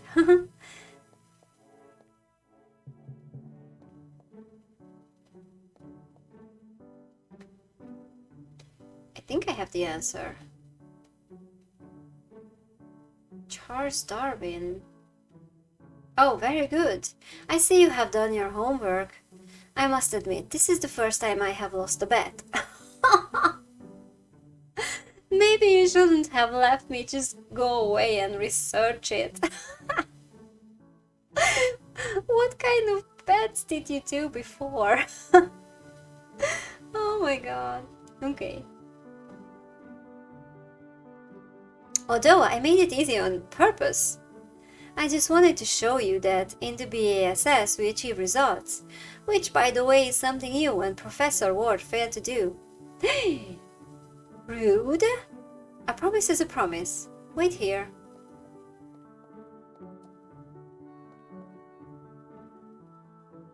Charles Darwin. Checkmate, Professor Moore. This will teach you not to question the results of the BASS. What a moment. I'm starting to see something in the mirror. These guys. Professor Moore. Come here, please. Show this to Robinson. I believe he is the one at the door today. He will take you to the dressing rooms. Thank you very much, Mr. Westmore. Listen carefully to what I am about to tell you, Professor. I will soon leave cold England and settle in sunny California. Oh, wow, okay.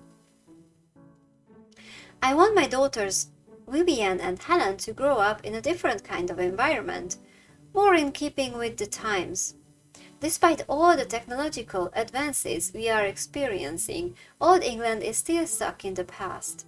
What I mean is that I won't be here to defend the interests of the BASS tooth and nail. Don't be too harsh on us, Professor. We already have enough skeptics who believe these matters are just fantasies. Believe it or not, you and I are in the same boat. Will you keep that in mind, Professor Moore? I'm sorry to say that I will continue to hold the same opinion of this institution. I cannot go against my principles, but I admit that I should be more discreet regarding this association in the future. Ah, that is good enough for me. Give Miss Shaw my regards. Thank you again, Mr. Westmore. Okay, that was quite nice, actually.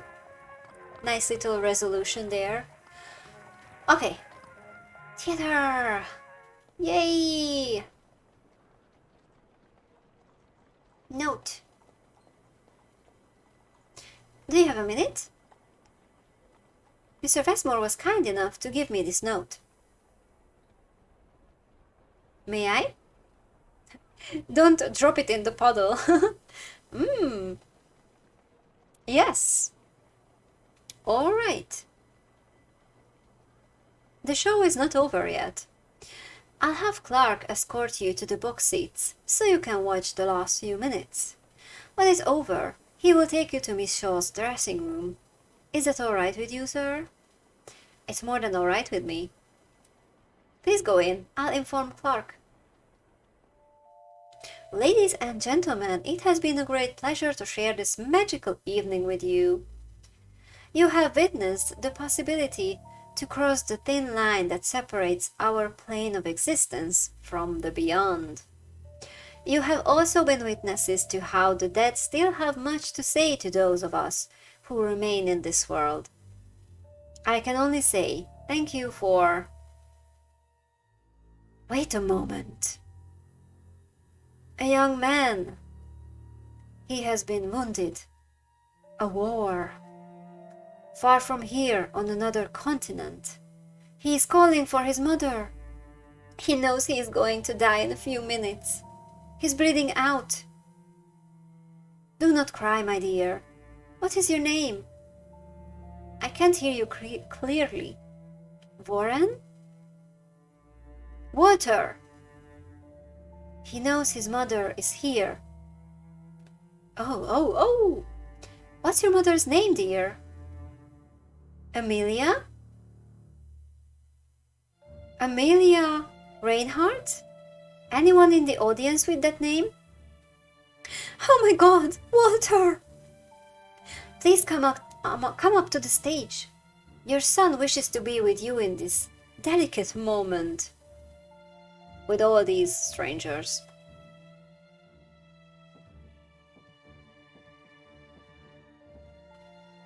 Amelia Reinhardt. That's me. Walter! Mom's here. I'm an actress. Your son died in a war, didn't he? He died in the Battle of Rorke's Drift in South Africa, fighting against the Zulu Empire. He couldn't bid you farewell. But thanks to the fact that the spirit world is not bound by the same temporal rules as ours, we can remedy that. I want to say goodbye to him. Walter? Are you there, Walter? Walter? Are you still with us? Yes. Here's your mother. Do you want to say something to her, Walter? This charade must end. Who's that? Who is the fool who dares to interrupt a communication with the other side?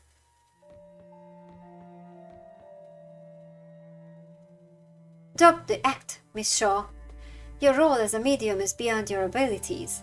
Ladies and gentlemen, all the way from across the Atlantic, Mr. Harry Houdini. Oh, wow, okay. The great escapologist. A round of applause, please. I warn you, if you do not get off the stage immediately, I will lock 1,000 padlocks on that. I will lock 1,000 padlocks on that straitjacket of yours and have you thrown into the Thames. Let's see if this time you manage to survive your star act. I see you not only engage in fortune-telling but also mesmerism. You have everyone hypnotized. Ladies and gentlemen, I apologize for this interruption, but you must know that this woman is deceiving you. What is happening, Miss Shaw? Ignore him, Mrs. Reinhardt.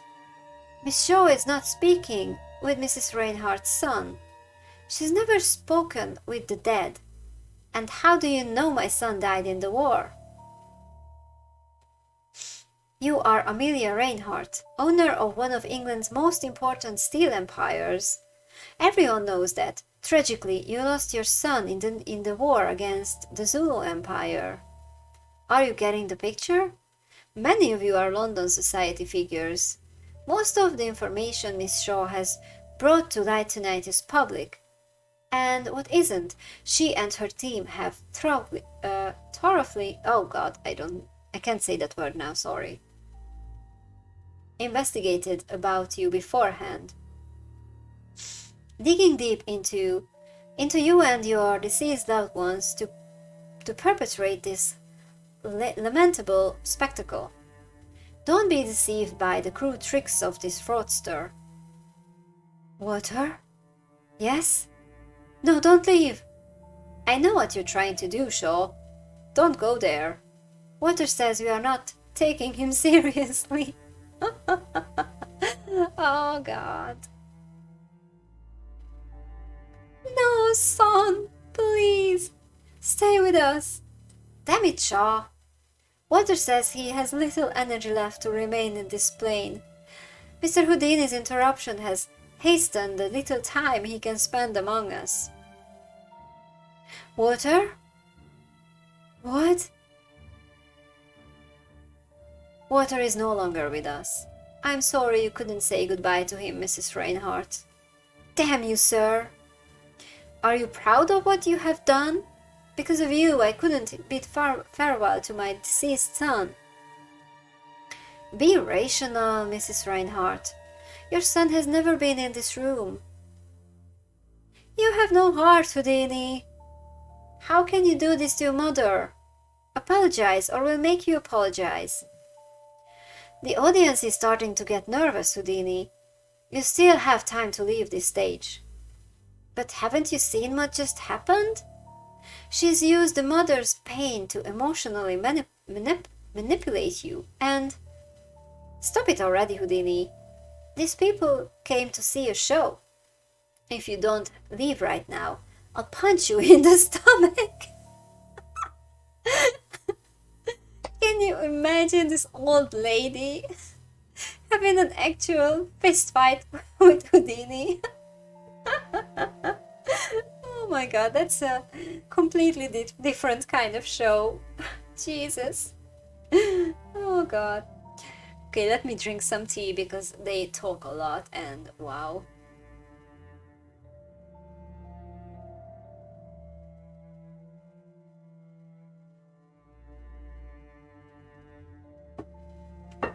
Okay. And what a show they will have. With your attitude, you're legitimizing these scams. You ignorant bunch. I'm sorry for what happened, Mrs. Reinhardt. Can't you contact my son again? Unfortunately, it does not work that way. You can return to your seat. That is all, ladies and gentlemen. We have traveled through remote and unexplored worlds without leaving our seats. We have heard everything that the deceased had to say. I hope you've had an evening of unimaginable sensations. And remember, the dead speak to us, we just need to pay attention. Thank you very much for coming.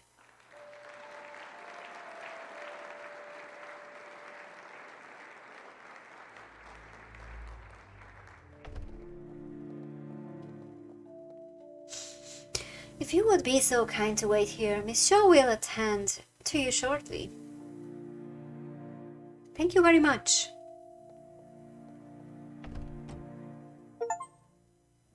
Phantasmagoria, attend Beatrice Shaw's show. Okay. Furniture. Beatrice Shaw is about to arrive. I do not have time to search the drawers without being caught. Mirror. I can barely see my reflection.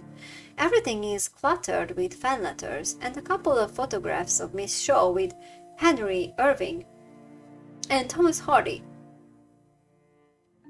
Okay, flowers. There is a note from Richard Westmore. It says, "We are making a fortune, Beatrice." For God's sake, Oliver. Didn't you know Houdini was in town? Yes, I did. But I did not expect him to attend the show. That scoundrel is determined to disrupt the work of mediums. He's obsessed. It won't happen again, Beatrice. I promise. Ah. Don't worry, luckily I know how to deal with these kind of people.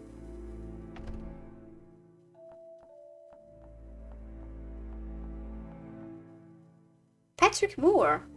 It's about time I finally met you. Do you know who I am, Miss Shaw?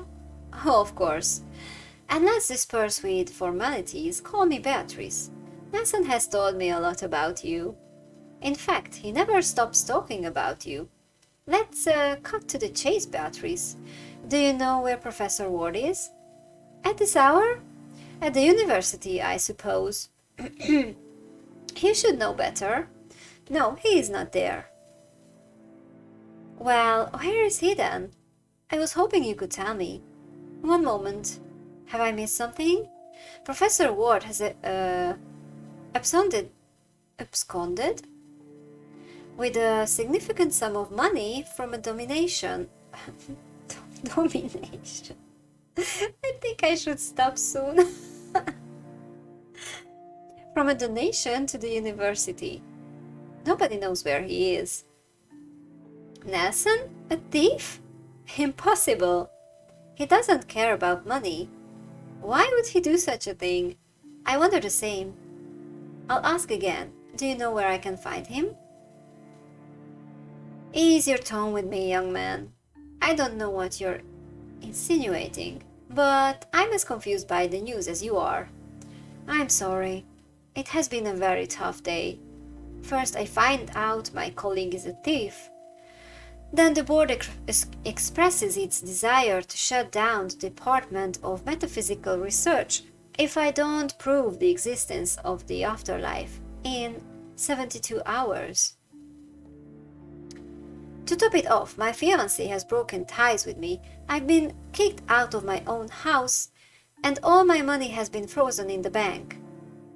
I'm a nervous wreck, so permit me some vehemence. Oh, I'm so sorry. But believe me when I say, I have no idea where Nelson is. You were seen with him at the Red Lion. What's your relationship with the professor? You were seen. And you thought I was his accomplice, did you? Your informant never considered that we were just two old friends having a pint at our usual haunt? The Red Lion is the perfect place for me to go unnoticed. They are too drunk to recognize me. What's your relationship with the professor? Are you lovers? No. Nelson has never shown interest in romantic relationships. I have no interest in men either. Ooh? No interest in men? We've been lifelong friends. We grew up together in Whitby. We have hardly been apart ever since. The professor never spoke of you. I do not believe you have psychic powers. Dude, he's just so rude sometimes. Not sometimes, often. The professor never spoke of you. We are talking about Nelson, so does it really surprise you? I admit, we basically only talked about professional matters. I gave up on him talking about his personal life. Don't blame yourself. I have to be very persuasive. Oh, I'm so sorry. To get him to talk about anything other than metaphysics. Nelson lives in his own world. He never wanted to be diagnosed. But I think he has early onset hebephrenia? What is that? I suppose that's why he's seen as an eccentric person. That would explain a lot. But he's the most upright and honest person I know. So all this talk of theft and flight has me baffled. Something smells fishy about this. I do not believe you have psychic powers. With all due respect, I do not believe you have psychic powers. You are right to think that, because I do not have such powers. It is all a charade, as that buffoon Houdini pointed out. My calling is scientific, Patrick. My dream has always been to pursue science, but they wouldn't let me into university. A place exclusive to men. Everything is exclusive to men in this rotten society. I had to be self-taught, and I have become a good scientist. But damn it, I can't prove it. I find it curious that, as a scientist, you have no qualms about what you do. I take money from those who hindered my professional career. I have managed to amass a fortune at their expense. As far as I am concerned, I have a clear conscience. I'm worried about Nelson. He must have been coerced into doing what he did. It's not like him. I refuse to believe it. Do you have any clues as to where we can find him? No, every lead I followed regarding his whereabouts has led me to you. Oh, have you checked if he is in his workshop? Oh, new location! What workshop? He never told you about it, I see. Does he have a secret workshop? Secret wouldn't be the word. He would simply forget to mention it. You know how he is. Like a box of surprises indeed.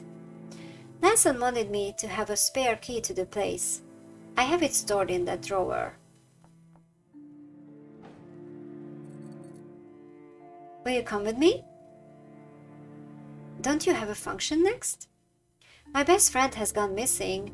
The last thing I care about is entertaining a bunch of rich folks. So let's go, and not waste any time. Oh, she actually cares about him. So cool. You look tired. Why don't you take a nap? I'll let you know when we are about to arrive. I'm alright, not to worry. I won't insist. Window. I hate London. Its streets, its people, its repressive morality. The only good thing about this city is Nelson. Although he's from Whitby. I guess that doesn't count.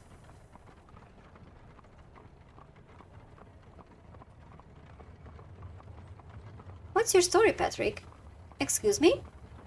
Both you and the professor are obsessed with finding out what lies beyond death. An admirable passion. Most of you would give anything to know the truth.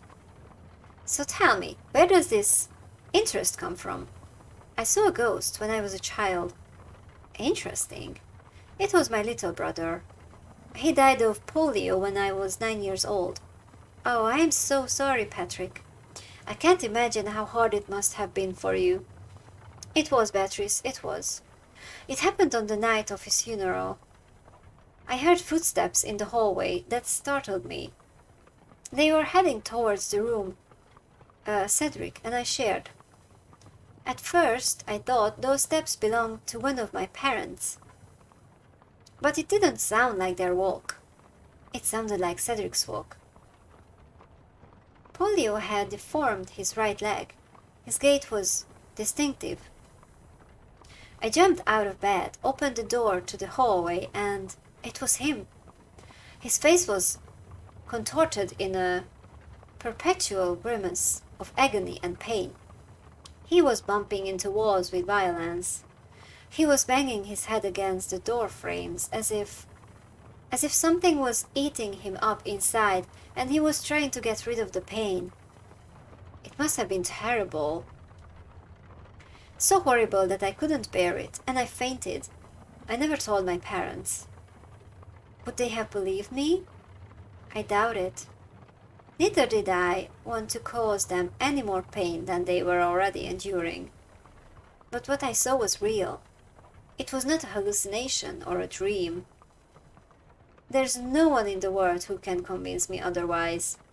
For years I have been obsessed not only with the fact that we can see the immaterial world, but also with what is happening to these poor souls. I don't buy into those benevolent stories of ghosts appearing to their loved ones to bid farewell. What I usually do in my show, yes. Pure fantasy, I'm with you. If you go back to ancient times, the figure of the ghost has always caused terror. Ghosts have been feared since the dawn of time.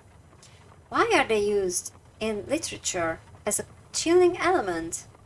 Why does the word itself have that terrifying connotation? They are our loved ones, right? It should be cause for celebration and hope that they visit us after death and that we can contact them, as with visions of angels or virgins. No one was scared of the apparitions at Lourdes in 1858. Exactly. Cedric's appearance was of a different nature. It conveyed anger, pain, aggressiveness. It was the very embodiment of terror. Something happens to us when we pass to the other side. I want to know what it is. I can't bear the thought of my little brother who suffered in life also suffering in death. He doesn't deserve it. No one deserves to end up like that.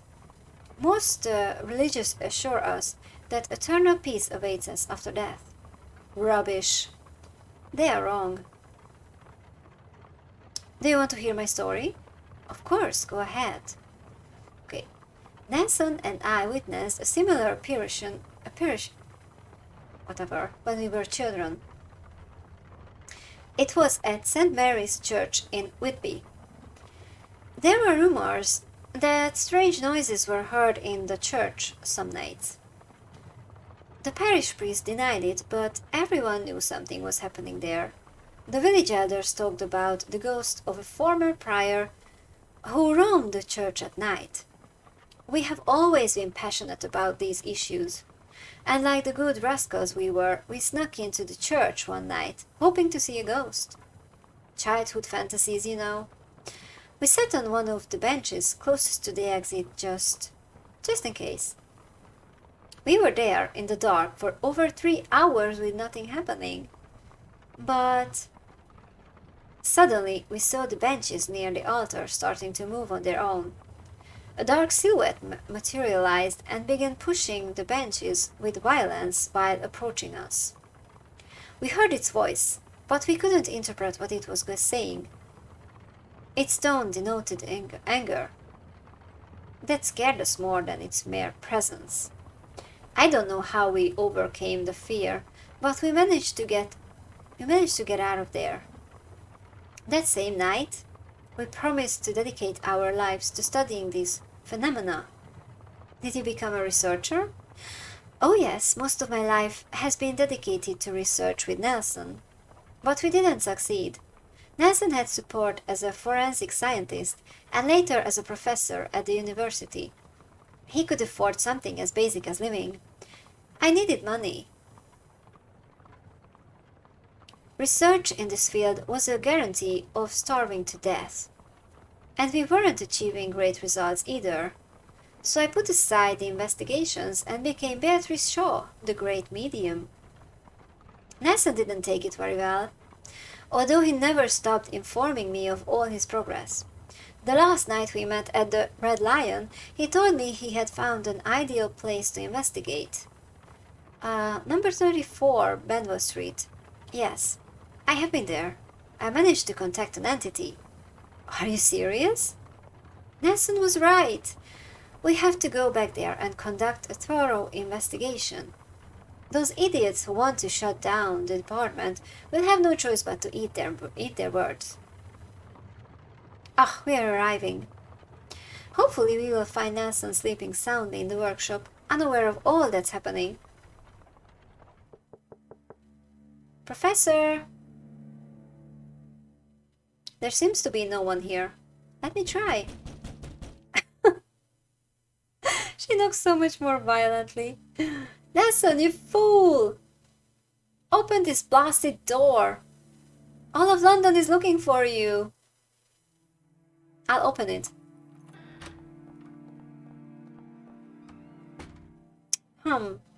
He's not here. We should search the laboratory. Maybe there is something that will give us a clue to his whereabouts. Good idea. I think the light switch is nearby. Where? Ah, here it is.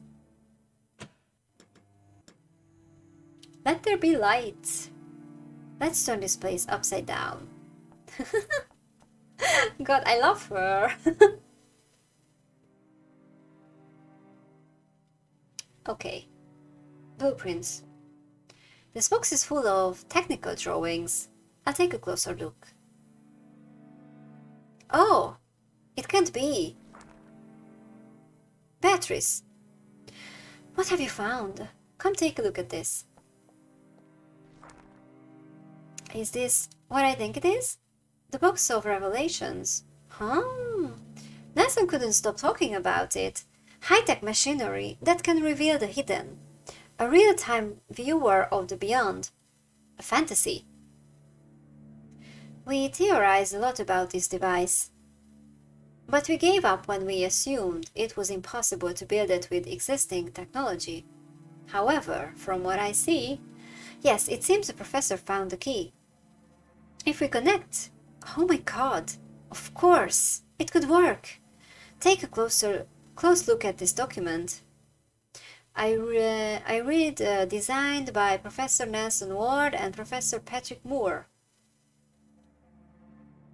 Florence Cook, Professor Silas Bennett, and Eugene Wood. Yes, the core part of this machine is based on my electromagnetic wave booster. Thanks to it, I've been able to contact Thomas Highmore at the old Benwell Street house. There are several names associated with parts of the machine. Let's take a look. Figure 2. That tube is meant to contain ectoplasm, correct? You're right.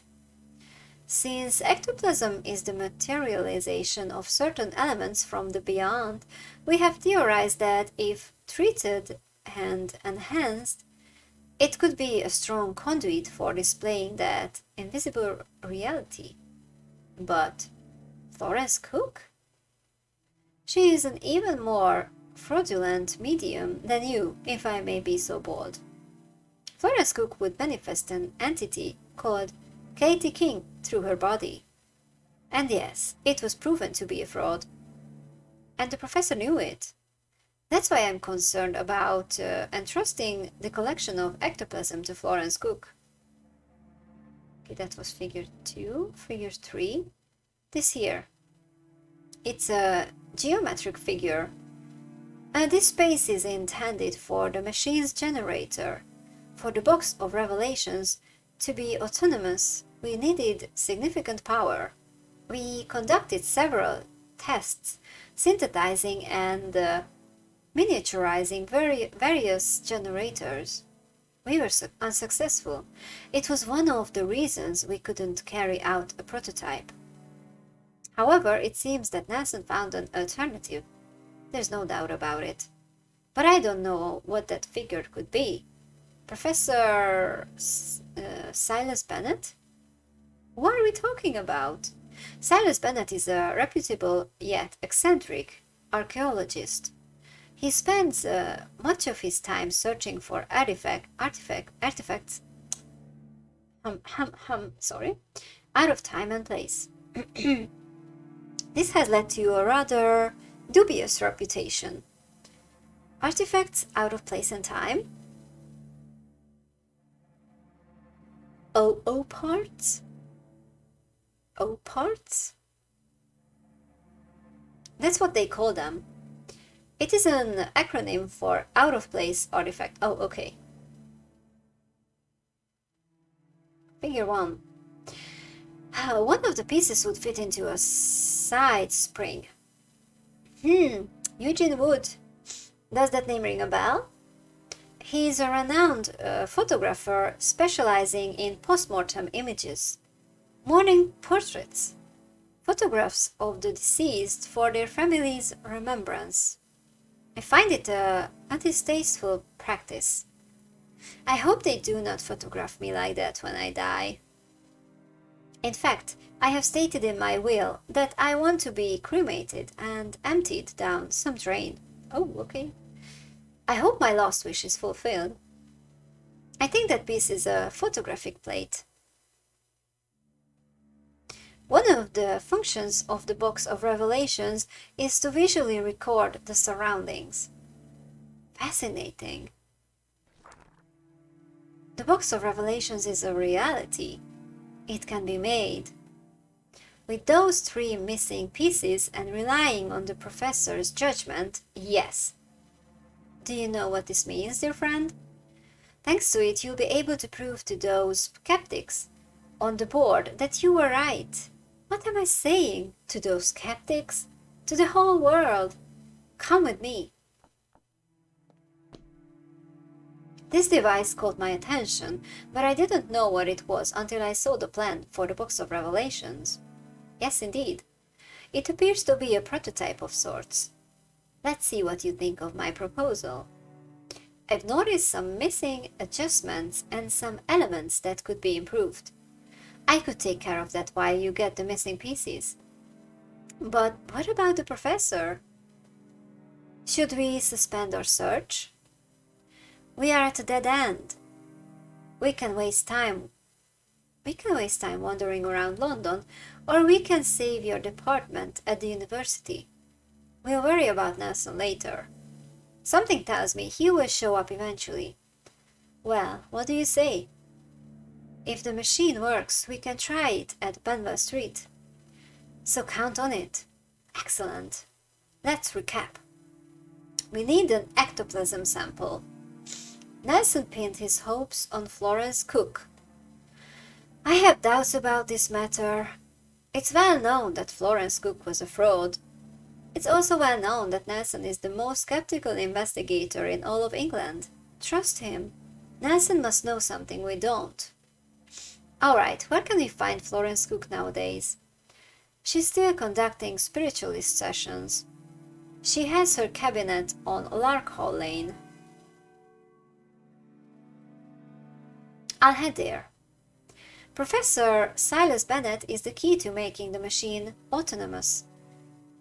An archaeologist, not an engineer. I wonder how he can help us. We'll have to ask him. Do you know where we can locate him?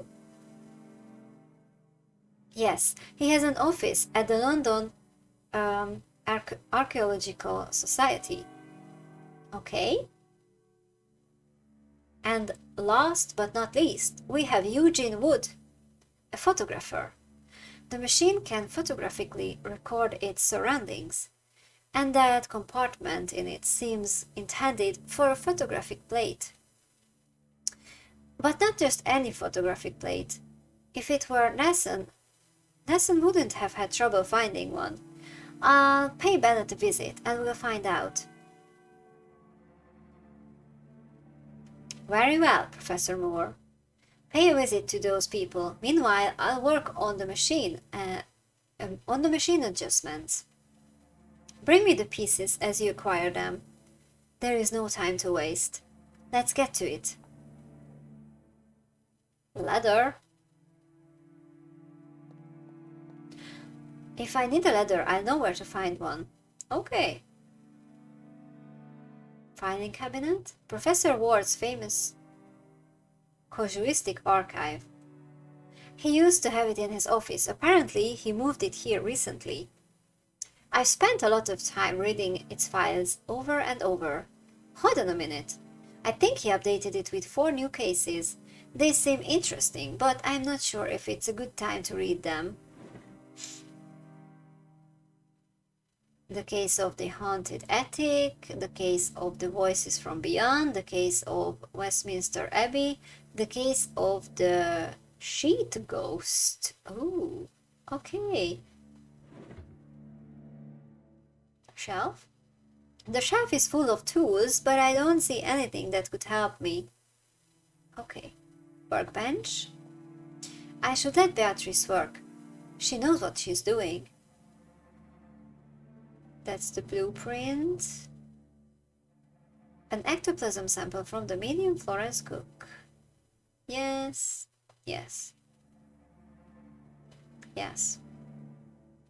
Other blueprints? There's nothing else of interest in this box. Okay. Workbench. Switch? Oh, we'd be left in the dark. Machine. It looks like a high-powered electric generator. Why would the professor need such wattage?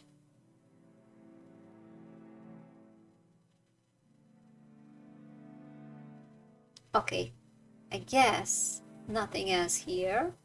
Window. Typical London weather, fog banks, and high concentrations of pollution. Okay, so I think this is a good place to stop. Perfect. Ooh, that was very exciting. I really liked it. Ooh, we are getting to a very interesting part. All right, so we have 3 new locations that we are gonna check out next time, gathering the 3 parts that we miss, and we have some reading materials in these cabinets. So maybe we will read a little in the beginning of the stream and then go to these locations to collect our stuff. I'm sure I'm sure we will have to go in a roundabout way getting them, just like before. But this is very interesting. Cool. All right. Okay. I really liked it. I'm glad that I finally continued this game. Cool. Okay. So thank you so much for being here with me, everyone.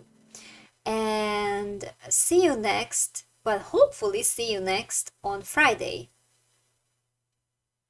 with an art stream. I hope I won't be too tired because I enjoy streaming again. So, yeah.